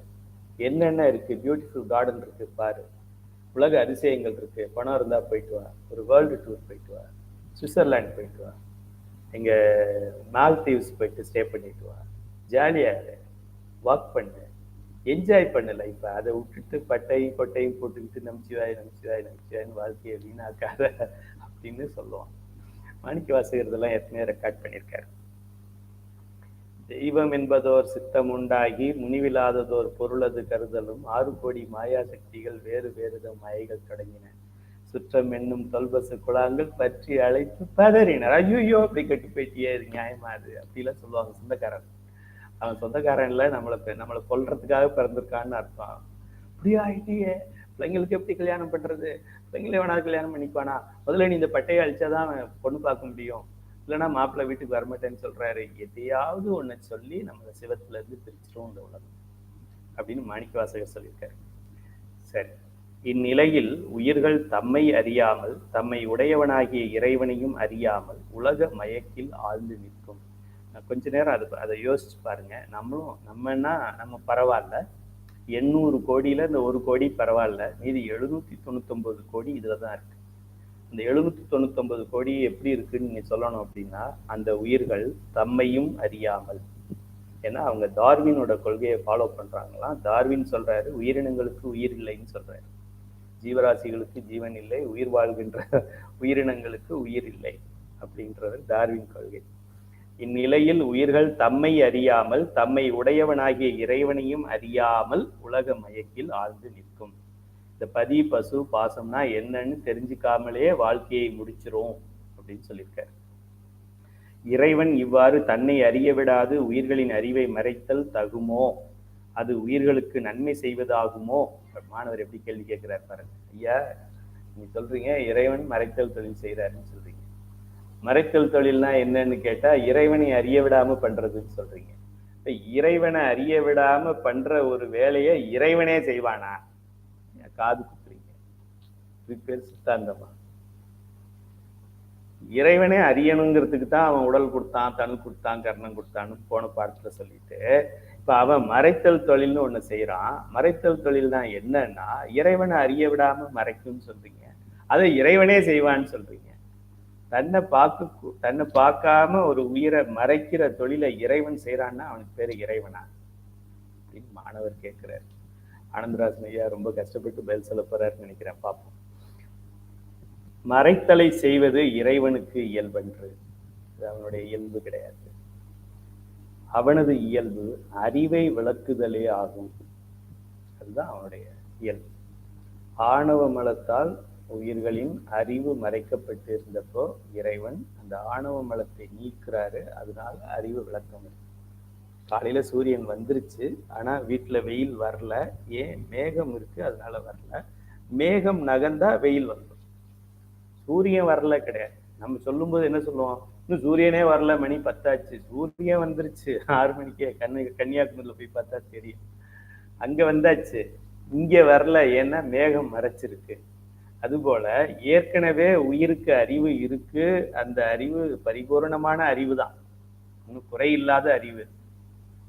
அந்த அறிவு மறைக்கப்பட்டிருக்குது. இறைவன் உயிரோட அறிவை அவன் எதுவுமே பண்ணல. உயிரோட அறிவை வளர்த்தாருன்னு நம்ம படிக்கிறோம், அப்படி அவன் ஒன்றும் பண்ணல.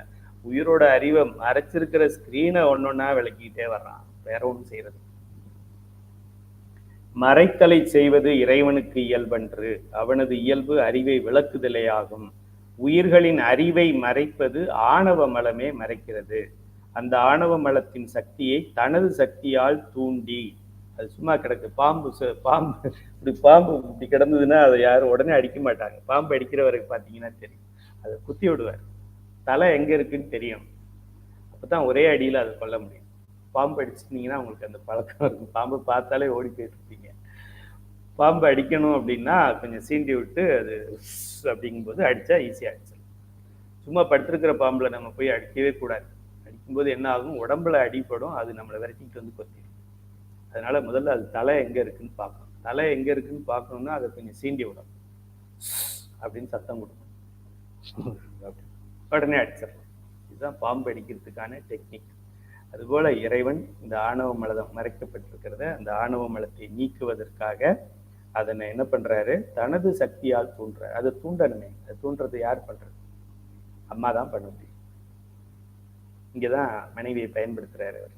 தனது சக்தியால் தூண்டி உயிர்களின் அறிவை மறைக்கும்படி செய்கின்றான். உயிர்களின் அறிவை மறைப்பது ஆணவ மலமே. அந்த ஆணவ மலத்தின் சக்தியை தனது சக்தியால் தூண்டி உயிர்களின் அறிவை மறைக்கும்படி செய்கின்றான். ஏன் அவன் அவ்வாறு செய்ய வேண்டும் எனில், உயிர்களை பற்றியுள்ள ஆணவ மலத்தின் பிடிப்பை நீக்க வேண்டுமானால் அதனை வலுவிளக்க செய்ய வேண்டும். அதற்கு என்ன வழி? அம்மலத்தை செயல்பட வைத்தால்தான் அதன் ஆற்றல் செயல்பட செயல்பட தேய்ந்து தேய்ந்து மெலிவடையும். இதுதான் ஃபார்முலா. ஏன் இத்தனை பிறவிகள்? ஒரே பிறவியில அவர் முத்தியை கொடுத்துடலாமே அப்படின்னா, மெலிவடையாம கொடுத்தாருன்னா நமக்கு வாங்கிக்க முடியாது. நல்லா சாப்பிட்டு வந்திருக்கிறவனுக்கு அன்னதானம் பண்ணோம் அப்படின்னா வாங்கி என்ன, புளியோதரையா வேண்டாம் அப்படின்னு போட்டு போயிடும்.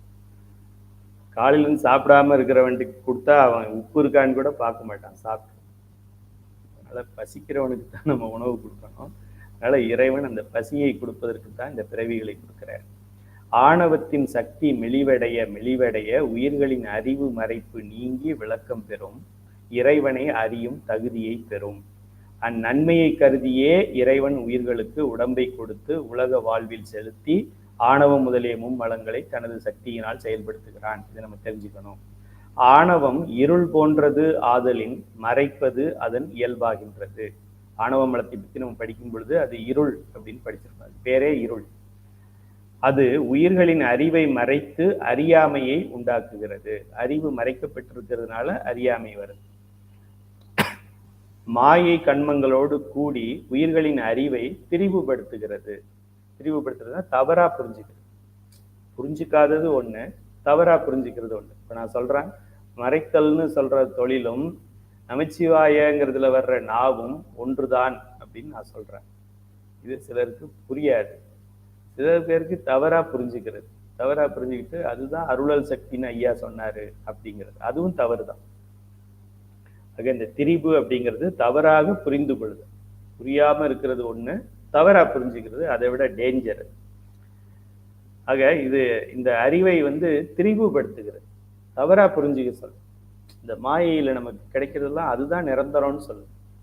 இடம் வாங்கலாமா, வீடு வாங்கலாமா, காடி வாங்கலாமா, கப்பல் வாங்கலாமா, அது வாங்கலாமா, இது வாங்கலாமா? நிச்சயமா எந்த கப்பல்லையும் நம்ம போக முடியாது. தண்ணியிலையோ நெருப்புலையோ மண்ணுலையோ தான் போகும். கப்பலை வாங்கி என்ன பண்ணும்? அனுபவிக்கிறோம். என்னத்தை அனுபவிக்கிறோம்? அனுபவிச்சு என்னத்தை எடுத்துக்கிறோம்? அனுபவிச்சு பார்த்து அந்த அந்த அனுபவத்துக்காக ஒரு பிரைப் வாங்கி, ஒரு லஞ்சம் வாங்கி, அண்டர் டேபிள் பண்ணி, இல்லைன்னா யாரையோ ஏமாற்றி அவன் சொத்தை அவனுக்கு தெரியாம எழுதி வாங்கி, அப்படி நீ அனுபவிச்சு என்னத்தை அனுபவிக்க போற? பின்னாடி துன்பத்தை அனுபவிக்கும். ஆணவம் இருள் போன்றது ஆதலின் மறைப்பது அதன் இயல்பாகின்றது. அது உயிர்களின் அறிவை மறைத்து அறியாமையை உண்டாக்குகிறது. மாயை கண்பங்களோடு கூடி உயிர்களின் அறிவை திரிவுபடுத்துகிறது. அதாவது யான் எனது என்னும் தன் முனைப்பை உண்டாக்கி. அண்டர்லைன் பண்ணிக்க. ஐயா, நான் முத்திக்கு போகணும், எனக்கு ஏதாவது ஒரு தீக்கை கொடுங்க. ஒரு தீக்கையும் வேண்டாம். நான் எனதுங்கிறது நான் சொல்லாது. நான்னா உள்ளுக்குள்ள நான் நினைக்காத, இது என்னோடதுன்னு நினைக்காத, போயிட்டு வா. ஐயா ஏதோ சஞ்சித வினைகள்லாம் எரிப்பீங்கன்னு சொன்னாங்களே, எல்லாம் எரிஞ்சு போச்சு, இதுலயே எரிஞ்சு போச்சு. நான் தான் பண்ணேன், நான் தான் பண்ணேன், நான் தான் பண்ணேன், நான் தான் பண்ணேன், நான் தான் பண்ணேன். 5 லட்சம் ரூபாய் ஒரு டொனேஷன் கொடுத்துட்டு அமைதியா இருப்பான். 50 ரூபாய் கொடுத்துட்டு என் பேர் வரல, என் பேர் வரல, என் பேர் வரல. என் பேரு 40 ரூபாய்க்கு கீழே 50 ரூபாய் எழுதியிருக்கிறாங்க. என் பேரு 40 ரூபாய்க்கு மேல இல்ல 50 ரூபாய் எழுதணும். என் பேரு இதுல போடல, கல்வெட்டுல போடல. இத்தனை பாவத்தை சேர்க்கறதுக்கு நீ கொடுக்காமலே இருந்துட்டோம். எப்போதுமே இந்த பொது பணிகள்ல நம்ம போகும்போது நிறைய கேள்வி கேட்கிறவன் ஒண்ணு பணம் கொடுக்காதவனா இருப்பான், இல்லைன்னா இது மாதிரி ஒரு டீ காசு கொடுத்தவனா இருப்பான். 10 ரூபாயை கொடுத்துட்டு அவன் 100 கேள்வி கேட்பான். 10 லட்சத்துக்கு உண்டான கேள்வியை கேட்பான். எங்க கணக்கு அப்படின்னு கேட்பான். 10 லட்சத்துக்கு ஒருத்தர் செஞ்சிருப்பாங்க, என் பேரை வெளியில சொல்லாதீங்கன்னு செஞ்சுட்டு போயிடுவான். இறைவன் அவங்களோட கூடவே இருக்கும். நீ தாண்டா இறைவன். 10 லட்சம் ரூபாயை கொடுத்துட்டு பேர் சொல்ல வேண்டாம்னு சொல்றான். அவன் 10 ரூபாயை கொடுத்துட்டு பேர் மேல போடல, கீழே தான் போட்டிருக்கு, சின்ன பாண்டுல போட்டிருக்கீங்க, பெரிய இடத்துல போடலன்னு சொல்றான். அதான் நான் நான் நான் நான் நான் எனது எனது எனது. வெளியில உள்ள பொருள், உள்ளுக்குள்ள நான், வெளியில எனது. நான் எனது, நான் எனது, நான் எனது, நான் எனது, நான் எனது என்னும் தன் முனைப்பை உண்டாக்கி எச்செயலுக்கும் தன்னையே தலைவன் என்று மதிக்க வைக்கிறது. கையில அறக்கட்டளையும் நிறுவனர் அப்படின்னு சொன்னா என்னாச்சு? கணக்குல பாவமாக எழுதப்பட்டு விட்டு எத்தனை முறை அப்படி சொல்றோமோ அத்தனை மடங்கு பாவம் கூடிக்கொண்டே இருக்கும். ஏன்னா இது கைலைநாதனுடைய அறக்கட்டளை, ஆசிரியர்களும் மாணவர்களும் நடத்துற அறக்கட்டளை. இதுல என்னுடைய அறக்கட்டளைன்னு நான் சொன்னா அது பாவம் தானே. ஆக தன்னையே தலைவன் என்று மதிக்க வைக்கிறது. உலக போகமே நிலையானது என்றும், இந்த உலகத்துல அனுபவிக்கின்ற காரியங்கள் தான் நிலையான காரியங்கள். கண்ணால இதெல்லாம் பார்த்து ரசிக்கிறோமோ அதெல்லாம் நிலையானதுன்னு நினைக்கிறோம், நமக்கே தெரியாது நிலை இல்லாது. காதால எதெல்லாம் கேட்கிறோமோ, ஓ எஸ்பிபி வாய்ஸ் நல்லா இருக்கு, யேசுதாஸ் நல்லா இருக்கு, சுசிலா நல்லா இருக்கு அப்படின்னு எதெல்லாம் காதால கேட்டு அது நல்லா இருக்கு இது நல்லா இருக்குங்கிறோமோ அதுவும் நிலை இல்லாதது. இது ஜாஸ்மினா ரோசா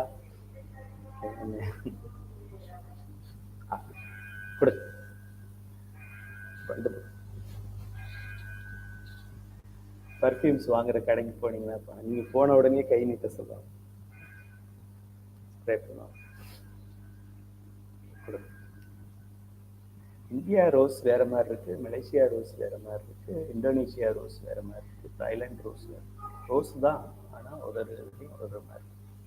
அவ்வளோ தூரத்துக்கு இந்த ரோஸ் பர்ஃப்யூம் ஆராய்ச்சி பண்ணி அது எந்த பிராண்டு நல்லா இருக்கும் அப்படின்னு பண்ணி இவ்வளோ பண்ண உனக்கு நமச்சிவாயன்னு சொல்ல தெரியாம வாழ்நாள் வீணாக்கி. நமச்சிவாயன்னா என்னன்னு தெரியாது. இந்தோனேஷியா ரோஸுக்கும் இங்க உள்ள ரோஸுக்கும், காஜல் பெண்ணுக்கும் நார்மல் பெண்ணுக்கும் என்ன வித்தியாசம் அதெல்லாம் நல்லா தெரியுது நமக்கு. நமச்சிவாயத்துக்கும் சிவாய நமக்கு என்ன வித்தியாசம் தெரியாது. ஐந்தொழில் செய்கின்ற சிவபெருமானுக்கும் ஒரு தொழில் செய்கின்ற யாரோ ஒருத்தருக்கும் என்ன வித்தியாசம் தெரியாது. ஒன்றாயும் உடனாயும் வேறாயும் தெரியாது. அருவமும் அருவுருவமும் உருவமும் தெரியாது. அனாதி தெரியாது. கதி பசு பாசம் தெரியாது. என்னதான் தெரியும்? பத்த குழம்பு நல்லா வைக்க தெரியும் எனக்கு. அப்படி தேவையானதுல நம்மளுடைய அறிவையும் திறமையும் காட்டாம அழிய போகின்ற இந்த உலகமே நிலையானது என்றும் உலக போகத்திற்கு ஏதுவாகிய எல்லாவற்றையும் பெற்று தூய்க்க வேண்டும். உலகத்தை அனுபவிக்கிறதுக்கு என்னென்ன வேணுமோ சம்பாதிக்கணும் சம்பாதிக்கணும் சம்பாதிக்கணும் சம்பாதிக்கணும் சம்பாதிக்கணும். அப்புறமா நான் இதுல வரணும், கிளப்ல சேரணும், கிளப்ல சேரணும், லைன்ஸ்ல சேரணும், லைன்ஸ்ல சேரணும். அப்புறம் ரோட்டரியில் சேரணும், அப்புறம் கண்ட்ரி கிளப்பில் சேரணும், அப்புறமா விஐபி லான்ச்சில் போய் உட்காரணும், விஐபி லான்ச்சில் உட்காரணும், ஃப்ரீக்வெண்ட் ஃப்ளையரில் எனக்கு தனியாக என் பேர் வரணும். அதில் ஒரு 10 வருஷம் நான் நமச்சிவாய சொன்னியா அப்படின்னா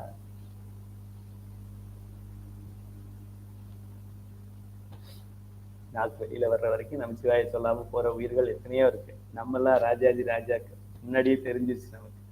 இப்போ நம்ம தழும்பு ஏறுற வரைக்கும் நமச்சிவாய சொல்ற ஒரு வாய்ப்பை இறைவன் நமக்கு கொடுத்துருக்கிறான். இப்போ 799 கோடி எங்க இருக்கு, இந்த 1 கோடி எங்க இருக்கு நீங்களே பாருங்க. நம்ம இருக்கிறது இந்த 1 கோடி. உலக போகமே நிலையானது என்றும் உலக போகத்திற்கு ஏதுவாகிய எல்லாவற்றையும் பெற்று துய்க்க வேண்டும் என்றும் எழுகின்ற ஆசையுள் படுத்தி உயிர்களின் அறிவை திசை திருப்புகிறது. இவ்வாறு பல பல பிறவிகளில் ஆணவ மலம் செயல்பட செயல்பட செயல்பட செயல்பட செயல்பட செயல்பட செயல்பட செயல்பட காலப்போக்கின் அதன் ஆற்றல் மெலிவடை. எனக்கே சொல்ல முடியல பார்த்தீங்களா? செயல்பட செயல்பட செயல்பட செயல்பட செயல்பட சொல்றதுக்கே முடியல பாருங்க. அப்போ இதுல இருந்து என்ன தெரியுது? முதல்ல சத்தமா தொடங்கினாலும் கடைசியா போகும்போது மூச்சு வாங்குது. ஆதியும் அந்தமும் எல்லாரும் அப்படின்னு கடைசி வார்த்தை சொல்றதுக்கே நமக்கு தம் இருக்காது, மூச்சு இருக்காது. அது போல ஆணவ மலம் ஆரம்பத்துல உனக்கு ஒண்ணுமே தெரியாது, நான் தான் அப்படின்னு சொல்லிட்டு கடைசியா மெலிந்து நமக்கு என்ன செய்யறது, விட்டு விலகுகின்ற ஒரு நிலை. இதுதான். இவ்வாறு பல பல பிறவிகளில் ஆணவ மலம் செயல்பட செயல்பட காலப்போக்கில் அதன் ஆற்றல் மெலிவடையும். அதன் பிணிப்பிலிருந்து படிப்படியாக விடுபடுகின்ற உயிரின் அறிவு சிறிது சிறிதாக வளரும். வளருங்கிற வார்த்தையை ஐயா சொல்லியிருக்காங்க. விளங்கும், அறிவு விளக்கம் பெறும். அவ்வறிவு வளர்ச்சியால் முன்பு அறியாதிருந்த துன்பத்தை உயிரும். நம்ம சிந்திக்க வைக்கக்கூடிய வரிகள். சரி, ஆணவ மலம் விலகுது, உயிருக்கு அறிவு விளக்கம் பெறுது. அந்த அறிவுனால உயிர் என்ன தெரிஞ்சுக்கும் அப்படின்னா, பிறக்கிறதே பாவம்னு தெரிஞ்சுக்கும், பிறக்கிறதே துன்பம்னு தெரிஞ்சுக்கும்.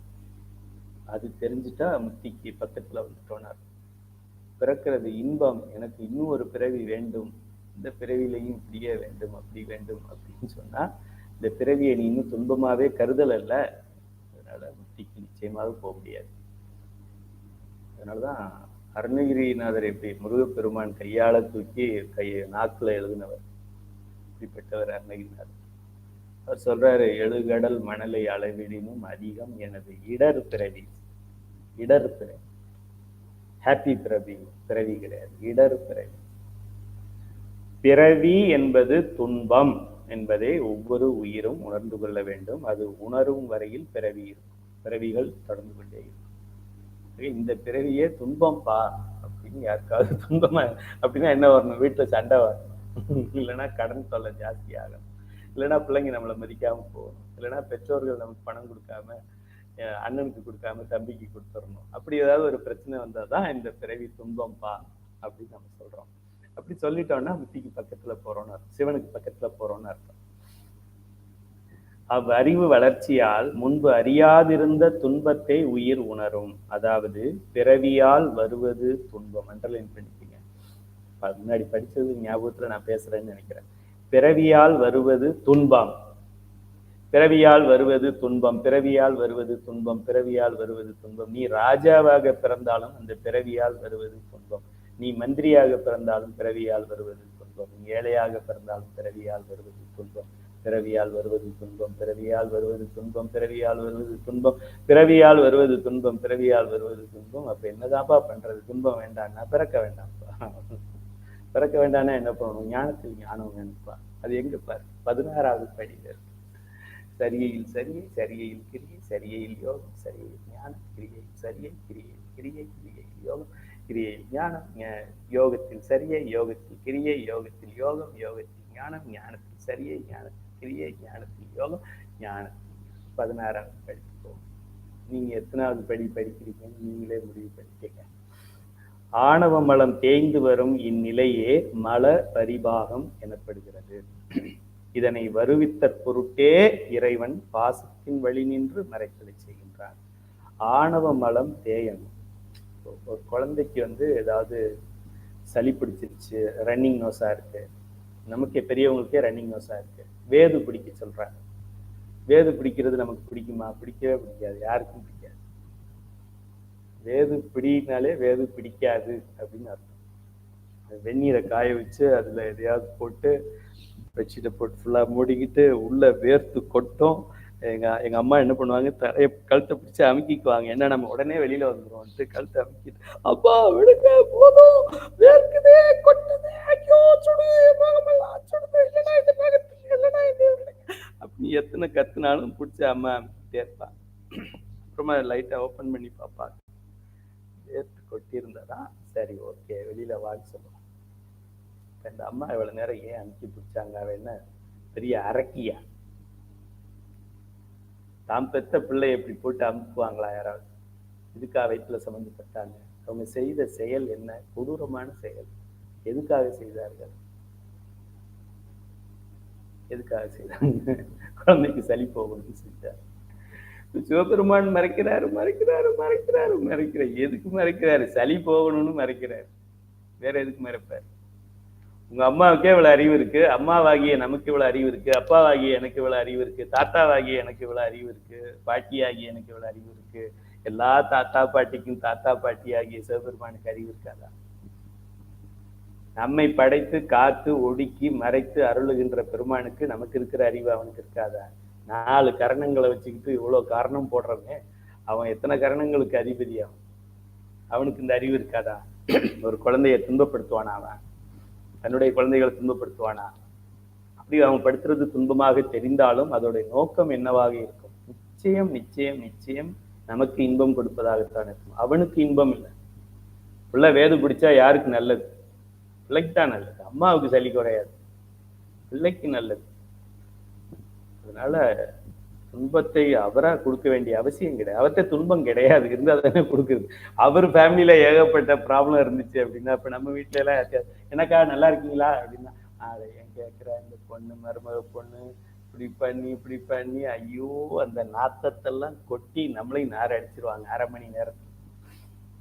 நம்ம இதை எங்க கொண்டு போய் கொட்டுறது? நமக்கு ஒரு ஆள் இழிச்சவாய் கிடைக்க மாட்டாளான்னு அங்க கொண்டு போய் கொட்டிட்டோம். அப்படி அந்த அம்மா கிட்ட ஏகப்பட்ட குப்பை இருந்ததுனால நமக்கு குப்பையை கொட்டிட்டு போனாங்க. நம்ம ஒரு சின்ன குப்பை தொட்டின்னு சொல்லி. சிவபெருமான்கிட்ட துன்பமே இல்லையே, அவன் எப்படி அவனுடைய துன்பத்தை கொண்டு வந்து நம்ம கிட்ட கொட்ட போறான்? பார்வதி பின்னே பார்க்கவே மாட்டேங்கிறாங்க, முருகன் பையன் சாப்பிடவே மாட்டேங்கிறான், 1 வாரம் ஆச்சு அவன் சாப்பிட்டு, பால் குடிடான்னா டீ தான் வேணும்னு கேட்கறான். இதெல்லாம சொல்ல போறாரு அவர். அவங்களுக்கு துன்பம் கிடையாது, அதனால அவர் நம்ம கிட்ட துன்பத்தை இறக்கிறதுக்கு வாய்ப்பே கிடையாது. இப்ப இதைத்தான் இறக்க முடியும். அவர்கிட்ட என்ன இருக்கு? இன்பம் தான் இருக்கு. அதனால கொடுத்தா இன்பத்தை தான் கொடுக்க முடியும். அப்படிப்பட்ட பெருமானை போய் அவன் ஆட்டுவான், வலிப்பான், உடைப்பான், கரகம் பிடிச்சிருக்குன்னு சொல்றமே, நியாயமா இது? இந்த மல பரிபாகத்தின் பொருட்டே மறைத்தல் தொழில் உயிர்களின் தன்மையின் பொருட்டே என்பது விளங்கும். மண்டல ஒடுக்குதலாக இருந்தாலும் மறைத்தலாக இருந்தாலும் அருளுதற்கே என்பதை தெரிந்து கொள்ள வேண்டும். அடுத்து வரப்போறாரு ஹீரோ, இருக்குன்னு நினைக்கிறேன். அருளுதல் பின்னாடி அடுத்த கேள்வி. 5 தொழில் ஏன் செய்யறாரு? 5வது தொழிலை செய்வதற்கே மீதி உள்ள 4 தொழிலை செய்யறாரு. முனைவர் பட்டம் கொடுக்கறதுக்கு தான் எல்கேஜி யூகேஜி கல்லூரி அண்டர் கிராஜுவேட் அப்பர் கிராஜுவேட் எல்லாம் நம்ம படிக்கிறது. எதுக்கு? முனைவர் ஆக்குறது. முனைவர் தனி கிடையாது, இதோட பரிணாம வளர்ச்சி தான். ஆக படைத்தல் ஏன் நடக்கிறது? அருளுவதற்காக நடக்கிறது.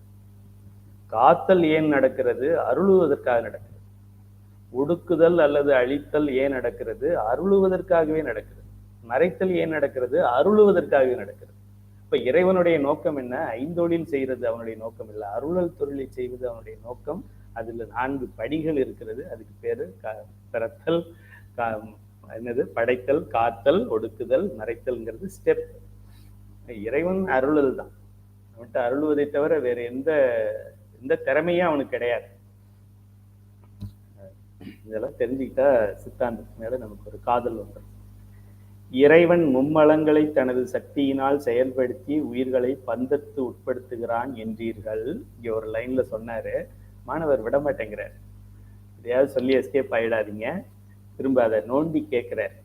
அந்நிலையில் அவனது சக்தி என்ன பெயர் பெறும்? சக்தின்னு சொல்றீங்களே, கெனடிக் எனர்ஜி, இயக்க ஆற்றல், சிவம், சக்தி அப்படிலாம் சொல்றீங்களே, அது என்ன செய்யும் அப்படின்னு கேட்கிறார். மலங்களை செயல்படுத்தி அவற்றின் வழியாக உயிர்களின் அறிவை மறைக்கச் செய்கின்ற இறைவனது சக்திக்கு பெயர் திரோதான சக்தி என்று பெயர்.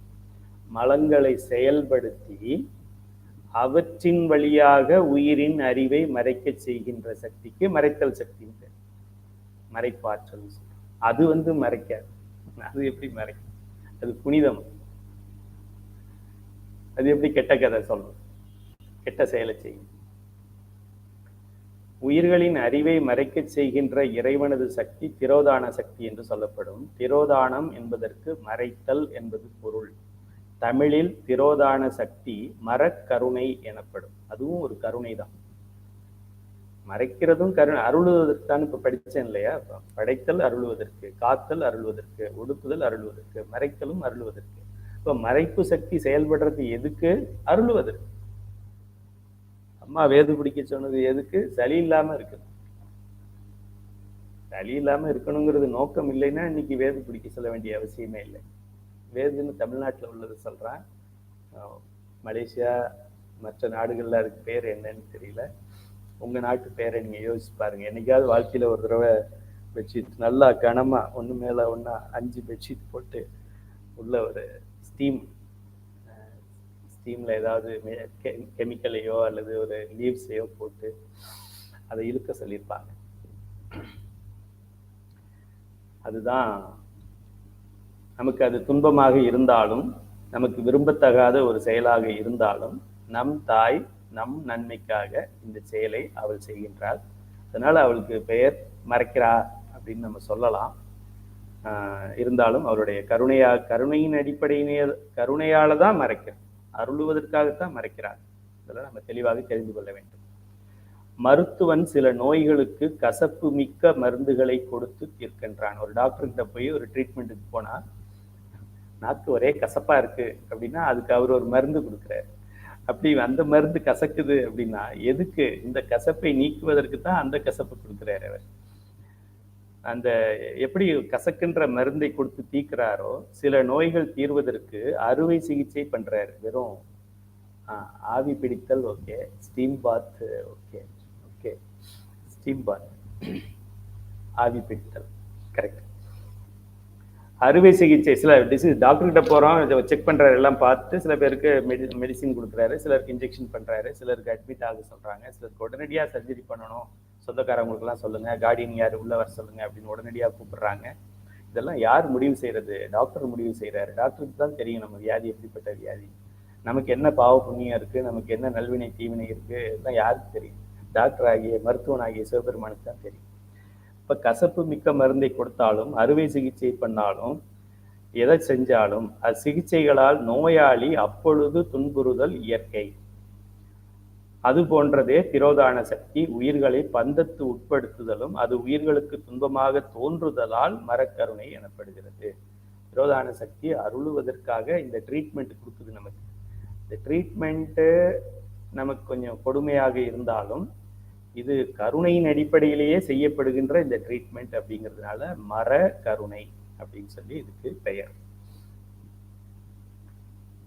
உயிரை பற்றியுள்ள நோயாகிய ஆணவ மலம் உங்களுக்கு ஏதாவது வியாதி இருக்கா? ஒன்றும் வியாதி இல்லை. நான் மாதம் செக்கப் போய்கிட்டு இருக்கேன். எல்லாம் பிபி சுகர் எல்லாம் பர்ஃபெக்டா இருக்கு, எல்லாம் நார்மல்ல இருக்கு. ஒரு மாத்திரையும் நான் சாப்பிடல. கடைசியா நான் மாத்திரையை தொட்டு 10 வருஷம் ஆச்சு, எனக்கு எந்த வியாதியும் இல்லை அப்படின்னு ஒருத்தர் சொல்றாருன்னா சைவ சித்தாந்தம் படிக்கலைன்னு. சைவ சித்தாந்தம் படிச்சா எனக்கு இருக்கிற வியாதி மாதிரி இந்த ஆஸ்பத்திரியில எந்த டாக்டருக்கும் தெரியாது எனக்கு இருக்கிற வியாதி. எனக்கு ஆணவ மலம் பிடிச்சிருக்குதியா, பேய் பிடிக்கல, ஆணவ மலம் பிடிச்சிருக்கு, ஆணவ மலம் பிடிச்சிருக்கு அப்படின்னு. அது பெரிய வியாதி. அதனால ஏற்படுகிற இந்த பிறவிங்கிறது அதை விட பெரிய வியாதி. இதுதான் 2 பெரிய வியாதி. பேர் சொல்லாத வியாதிம்பாங்க அந்த காலத்துல. பேர் சொல்லாத ஒரு வியாதி, கிராமத்துல அப்படி சொல்லுவாங்க. கேன்சர் அது மாதிரி இதுக்கெல்லாம் பேர் சொல்லாதது ரொம்ப கொடுமையானதுன்னு. அப்படின்னா அப்ப மெடிசின்ஸ் கண்டுபிடிக்கல, அதனால அதை யமனாவே பார்த்தாங்க. அந்த வியாதி வந்துட்டா செத்துதான் போகணும், வேற வழி இல்லை. இப்ப அப்படி கிடையாது. டெக்னாலஜி ரொம்ப இம்ப்ரூவ் ஆயிடுச்சு, சயின்ஸ் டெவலப் ஆயிடுச்சு, எல்லாத்துக்கும் மெடிசின் வந்துச்சு. இனிமே வரப்போற வியாதிக்கும் நம்ம கிட்ட மெடிசின் ரெடியா இருக்கு. அந்த அளவுக்கு இப்போ வந்துட்டதுனால இறப்புங்கிறது குறைந்திருக்கு, ஆனா நிம்மதியான வாழ்க்கைங்கிறதும் குறைஞ்சிருச்சு. லாங்கிவிட்டின்னு சொல்லுவாங்க, முன்னாடி 60 வயசுல சாகுறத இப்போ மனிதனுடைய ஆவரேஜ் டெத்தை வந்து 60ங்கிற ஆவரேஜ் 70க்கு கொண்டு வந்துட்டாங்க. அது பெரிய சாதனைன்னு சொல்றேன். இந்த 60ல இருந்து 70 அவன் எப்படி வாழ்றான் அப்படின்னா பெட்டிலேயே இருக்கிறான், மாத்தி மாத்தி மாத்திரை கொடுக்குறாங்கன்னு அர்த்தம். உயிரை பற்றியுள்ள நோயாகிய ஆணவ மலம் மெலிவடைந்தால் உடனே மரக்கருணையாகிய திரோதான சக்தி அறக்கருணையாகிய அருட்சக்தியாய் மாறிவிடும்.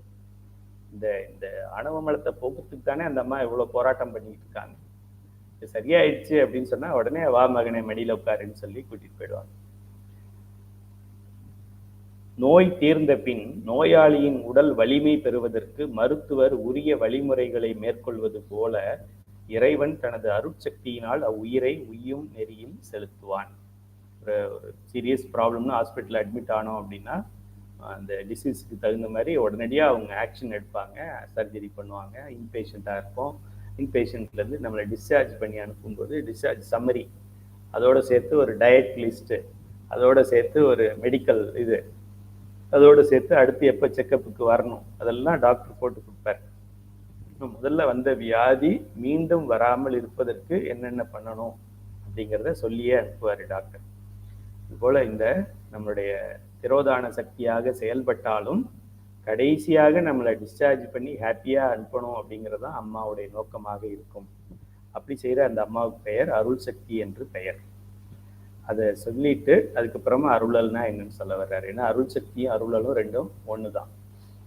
அருளல் தொழில் என்பது என்ன என்றால் ஆணவத்தின் சக்தி மெலிய பெற்ற உயிர்களுக்கு இறைவனை அடையும் விருப்பம் நிகழும். அப்பதான் கொஞ்சம் மனசுக்கு நிம்மதியா இருக்கு. உங்களுக்கும் எனக்கும் இறைவனை அடைய வேண்டும் என்கின்ற ஒரு எண்ணம் வந்திருக்குது அப்படின்னா என்ன அர்த்தம்? ஆனந்தராசன் ஐயா சொல்றாங்க, ஆணவத்தின் சக்தி மெலிய பெற்ற உயிர்களுக்கு இறைவனை அடையும் விருப்பம் நிகழும். உங்களுக்கும் எனக்கும் அந்த விருப்பம் வந்திருக்கு. சிலருக்கு கொஞ்சமா வந்திருக்கு, சிலருக்கு மீடியமா வந்திருக்கு, சிலருக்கு சிக்கன பிடித்தேன் எங்கெழுந்த அருள் அப்படின்னு ரொம்ப வேகமா வந்திருக்குது. காரணம் என்னன்னா நமக்கு ஆணவ மலம் தேய்ந்து கொண்டிருக்கிறது என்று அர்த்தம். அந்த வகையில் நம்ம சந்தோஷம். அடா போங்க ஐயா, எங்க பைப்ல தண்ணியே வரமாட்டேங்குதே, எங்க வீட்டுல சண்டை வந்துகிட்டே இருக்கு, அதுக்கெல்லாம் கவலைப்படக்கூடாது. ஆன்மீகத்துல ஒரு ஆன்மா வந்துருச்சு. ஆன்ம ஈகம் தான் அது ஆன்மீகம். ஆன்மாவுடைய ஈகம் தான் ஆன்மீகம். ஆன்மீகத்துக்கு ஒரு ஆன்மா வந்துருச்சுன்னா என்ன அர்த்தம்? அதுல இருந்து என்ன தெரியுதுன்னா ஆணவ மலம் தேய தொடங்கிடுச்சு, அதுக்கு மேல தேஞ்சிருச்சுன்னு அர்த்தம். ஆணவத்தின் சக்தி மெலிய பெற்ற உயிர்களுக்கு இறைவனை அடையும் விருப்பம் நிகழும். உங்களுக்கு எனக்கும் அந்த விருப்பம் வந்துருச்சு. அப்போ முதல் வரி நமக்கு நடந்திருக்குன்னு அர்த்தம். அப்பொழுது இறைவன் அவ்வுயிர்களுக்கு தன்னை காட்டி, பதி பசு பாச பாடத்தை நம்ம சேர்த்து வைப்பார். ஏன் மற்றவங்களாம் அதை படிக்கல? இன்னும் அவங்களுக்கு ஆணவ மூலம் தேயலை, அதனால படிக்கல. ஐயா இந்த பேட்ச்ல 2000 பேர் சேர்ந்தாங்க, 1000 பேர் தான் இருக்கிறாங்க, இன்னொரு 1000 பேர் லெஃப்ட் ஆயிட்டாங்க. ஐயா ஓகே, ஆணவ மூலம் தேயலை அதனால லெஃப்ட் ஆயிட்டாங்க. இந்த 1000 பேர் ஏன் இருக்கிறாங்க? ஆணவ மூலம் தேயுது அதனால இருக்கிறாங்க. இல்லைன்னா அவங்களால படிக்க முடியாது. தேவஸ்தானம் படிக்கிறதுன்னா அவ்வளோ ஈஸி கிடையாது. இன்னொரு கோயிலுக்கு போறதே அவ்வளோ ஈஸி கிடையாது. சைவஸ்தானம் பதி பசு பாசனம் சிவபெருமானே நடத்தின பாடம், சிவபெருமானே பற்றி படிக்கிற பாடம், டாக்டர் இன்ஜினியருக்கு தெரியாத பாடம், நம்ம உடம்புல உயிர் இருக்குங்கிற பாடம், உயிர் இப்படி இருக்கு அதுக்கு 7 குணம் இருக்குங்கிற பாடம், இறைவனுக்கு 8 குணம் இருக்குங்கிற பாடம், மாயை இருக்கு, கண்மம் இருக்கு, ஆணவம் இருக்கு, மாயையில 3 வகை இருக்கு. யாருக்கு தெரியும் இதெல்லாம்? உங்களுக்கு எனக்கு என்ன தெரியும்? ஆணவத்தின் சக்தி மெலிய பெற்ற உயிர்களுக்கு இறைவனை அடையும் விருப்பம் நிகழும். இறைவனை அடையும் விருப்பம் நிகழ்கிறது என்றால் ஆணவ மலத்தின் சக்தி மெலிந்திருக்கிறது என்று அர்த்தம். அப்பொழுது இறைவன் அவ்வுயிர்களுக்கு தன்னை காட்டி உயிரின் இயல்பையும் உயிரை பற்றியுள்ள பாசத்தின் இயல்பையும் நன்கு உணருமாறு காட்டி, சைவ சித்தாந்த வகுப்புல சேர்த்து அந்த வேற என்ன தன்னை காட்டினா பதின்னு இருக்கு, அது அனாதி, அது அவன் ஏகன் அநேகன் அப்படின்னு சிவபுராணம் ஃபுல்லா சிவனை பத்தின புராணம் தானே சிவபுராணம். தன்னை காட்டி உயிரின் இயல்பையும் காட்டி, உயிர்கள் சிற்றறிவு உடையவை, அறிவித்தால் தான் அறியும், சார்ந்ததின் வண்ணம் இருக்கும், விட்டு விட்டு அறியும் அப்படின்னு உயிரோட இயல்புகளையும் காட்டி, உயிரை பற்றியுள்ள பாசத்தின் இயல்புகளையும் காட்டி, நன்கு உணருமாறு காட்டி, நம்ம கையில வகுப்பு எடுக்கிற மாதிரி சைவ சித்தாந்த சுடர் கொடுத்து, அப்புறம் மேல்நிலை வகுப்பு கொடுத்து, அப்புறம் டீச்சர் ட்ரைனிங் கொடுத்து, அப்படி காட்டி காட்டி காட்டி பகையாகிய பாசத்தினின்றும் விடுவித்து, நான் எனதுங்கிறத விடுங்க விடுங்க விடுங்க விடுங்கன்னு ஒரு வகுப்புலையும் சொல்லிக்கிட்டு இருக்கோம். நமச்சிவாயங்கிறத சொல்லுங்க சொல்லுங்க சொல்லுங்க சொல்லுங்க சொல்லுங்கன்னு சொல்லிக்கிட்டு இருக்கோம். நமச்சிவாயன்னு எழுத சொல்லியிருக்கிறோம், எழுதுனாக்க பரிசு கொடுக்குறோம், திருவாசகத்தை எழுதுனா பரிசு கொடுக்குறோம், பஞ்சபுராணத்தை பாடுனா சர்டிஃபிகேட் தர்றோம், திருமுறைகளை பாடினா சர்டிஃபிகேட் தர்றோம், பொற்காசு தர்றோம், பட்டுப்படலை. நாளைக்கு அனைவரும் திருச்சி வருமாறு கேட்டுக்கொள்கின்றேன். திருச்சி தீரன் நகர்ல 25 பதிகங்கள் பாராயணம் செய்தவர்களுக்கு 3000 ரூபாய்க்கான பட்டுப்புடவை வழங்கப் போகின்றோம். மதியம் 3 மணிக்கு விழா இருக்கின்றது. அனைவரும் கலந்து கொள்ளுமாறு வேண்டிக் கொள்கிறேன். இறைவன் என்ன பண்ணுவானா, பகையாகிய பாசத்தினின்றும் விடுவித்து உறவாகிய தன்னை அடைந்து இன்புறுமாறு செய்வன். பதி, பசு, பாசம். இந்த பாசம் நமக்கு பகை, இந்த பதி நமக்கு உறவு. இது பகைன்னா இது உறவு தானே. பகை இன்புறுமாறு செய்வன், இதுவே அருளல் ஆகும். தன்னுடைய இன்பத்தை உயிர்களுக்கு கொடுக்கறதுக்கு பெயர் தான் அருளல் பெயர். அது அவன் செய்யறதுக்கு தயாரா இருக்கான், நம்ம வாங்குறதுக்கு தயாரா இல்லை. இவ் அருளலை செய்வது இறைவனது அருள் சக்தியாகும். முன்னே கூறிய திரோதான சக்தியும் இந்த அருள் சக்தியும் வேறானவை அல்ல. இறைவனது உரு சக்தியே திரோதான சக்தியும் அருள் சக்தியும் என இரண்டாகி நின்று மறைத்தல் அருளல் என்னும் இரு தொழிலை செய்யும். Two sides of the same coin அப்படிம்பாங்க. ஒரு காயின் பார்த்தோன்னா ஹெட்டு டெய்ல் இருக்கும். ஹெட் இருக்கிறதா காயினானா இல்லை, டெய்ல் இருக்கிறதா காயினா இல்லை. காயின்னா ஹெட்டு டெய்ல் எப்படி இருக்கோ அதுக்கு பேர் தான் காயினோ, அதுபோல இந்த திரோதான சக்தியும் அருள் சக்தியும் சேர்ந்தது பேரு சக்தியின் பேர். இந்த பக்கம் பார்த்தா ஹெட் மாதிரி தெரியுது, இந்த பக்கம் பார்த்தா டெய்ல் மாதிரி தெரியும். அதுபோல் அம்மாவை இப்படி பார்த்தோம்னா திரோதானமா தெரிகிறாங்க, இப்படி பார்த்தா அருள் அம்மாவா தெரிகிறாங்க. ஆக அம்மா ஒருத்தர் தான். எனவே இரண்டும் அருளே ஆகும். மறைத்தல்ங்கிறது செயல், மறைத்தலுடைய நோக்கம் அருளல். இங்க அருளல்ல, அருளுவது செயல், அருளுவதின் நோக்கமும் அருளல். இங்க அருளல் அருளல், அங்க மறைத்தல் அருளல். ஆக ரெண்டுமே அருள் தான் கலந்து இருக்குது. அப்படிங்கிறதுனால தான் அதுக்கு அறக்கருணை மரக்கருணை அப்படின்னு கருணைங்கிற வார்த்தையை சேர்த்திருக்காங்க. சரி, அடுத்தது வேதத்தில் முத்தொழில். வேதத்துல இந்த 3 தொழில்களை பற்றி என்ன சொல்லியிருக்காங்க அப்படின்னா, இறைவன் செய்யும் தொழிலை வேதங்கள் எவ்வாறு கூறுகின்றன? உலகத்தை நோக்கி இறைவன் செய்யும் செயல்கள் படைத்தல், காத்தல், அழித்தல் என 3மாம். இதனால் இறைவன் செயலை முத்தொழில் என்று வேதங்கள் கூறுகின்றன. வேதங்கள்ல மும்மூர்த்திகள் 3 தொழில்கள் அப்படின்னு தான் சொல்றாங்க. எஞ்சிய மறைத்தல் தொழிலும் அருளல் தொழிலும் இம்முத்தொழிலில் அடங்குவனவா? இது உள்ளேயே அது இருக்கு, அதனால தனியா சொல்ல வேண்டியதில்லை அப்படின்னு சொல்றாங்க. அது எவ்வாறு என்பதை கூறுவோம். எப்படி இதுல மடங்கி இருக்கு அடங்கி இருக்கு அப்படிங்கிறத கூறுவோம். நீண்ட நாட்கள் முதல் முறையாக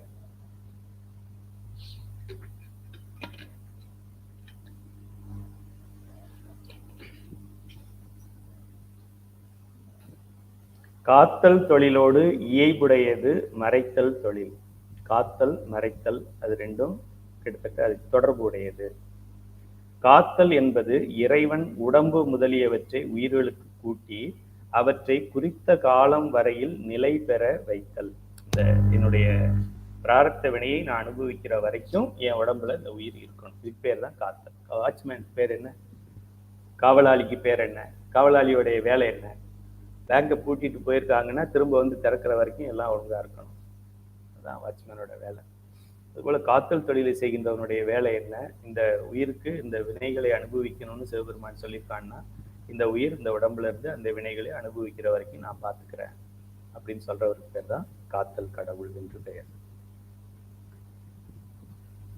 அவற்றை குறித்த காலம் வரை நிறைபெற வைத்தல். இன்னும் அந்த வினைகளை அனுபவிச்சு முடிக்கல, நல்வினையா இருக்கட்டும் தீவினையா இருக்கட்டும், இன்னும் கொஞ்சம் இன்பத்தை நான் அனுபவிக்க வேண்டியது இருக்கு அப்படின்னா அது வரைக்கும் என்னை வச்சிருக்கணும், இன்னும் என்னுடைய துன்பத்தை அனுபவிக்கணும்னா என்னை அது வரைக்கும் வச்சிருந்து அந்த துன்பத்தை அனுபவிக்க வச்சு போகும். நம்ம காத்தல் கடவுள்னா துன்பத்தை தருவாரு, சிவபெருமான்னா சாரி காத்தல் கடவுள்னா இன்பம், சிவபெருமான்னா துன்பம்னு சொல்றான். அப்படியெல்லாம் கிடையாது.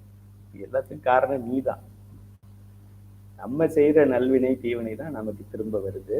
அந்த வினையை கழிக்கிற வரைக்கும் உடம்புல உயிர் இருக்கிற மாதிரி பார்த்துக்கிறது காத்தல் கடவுளுடைய பெயர்.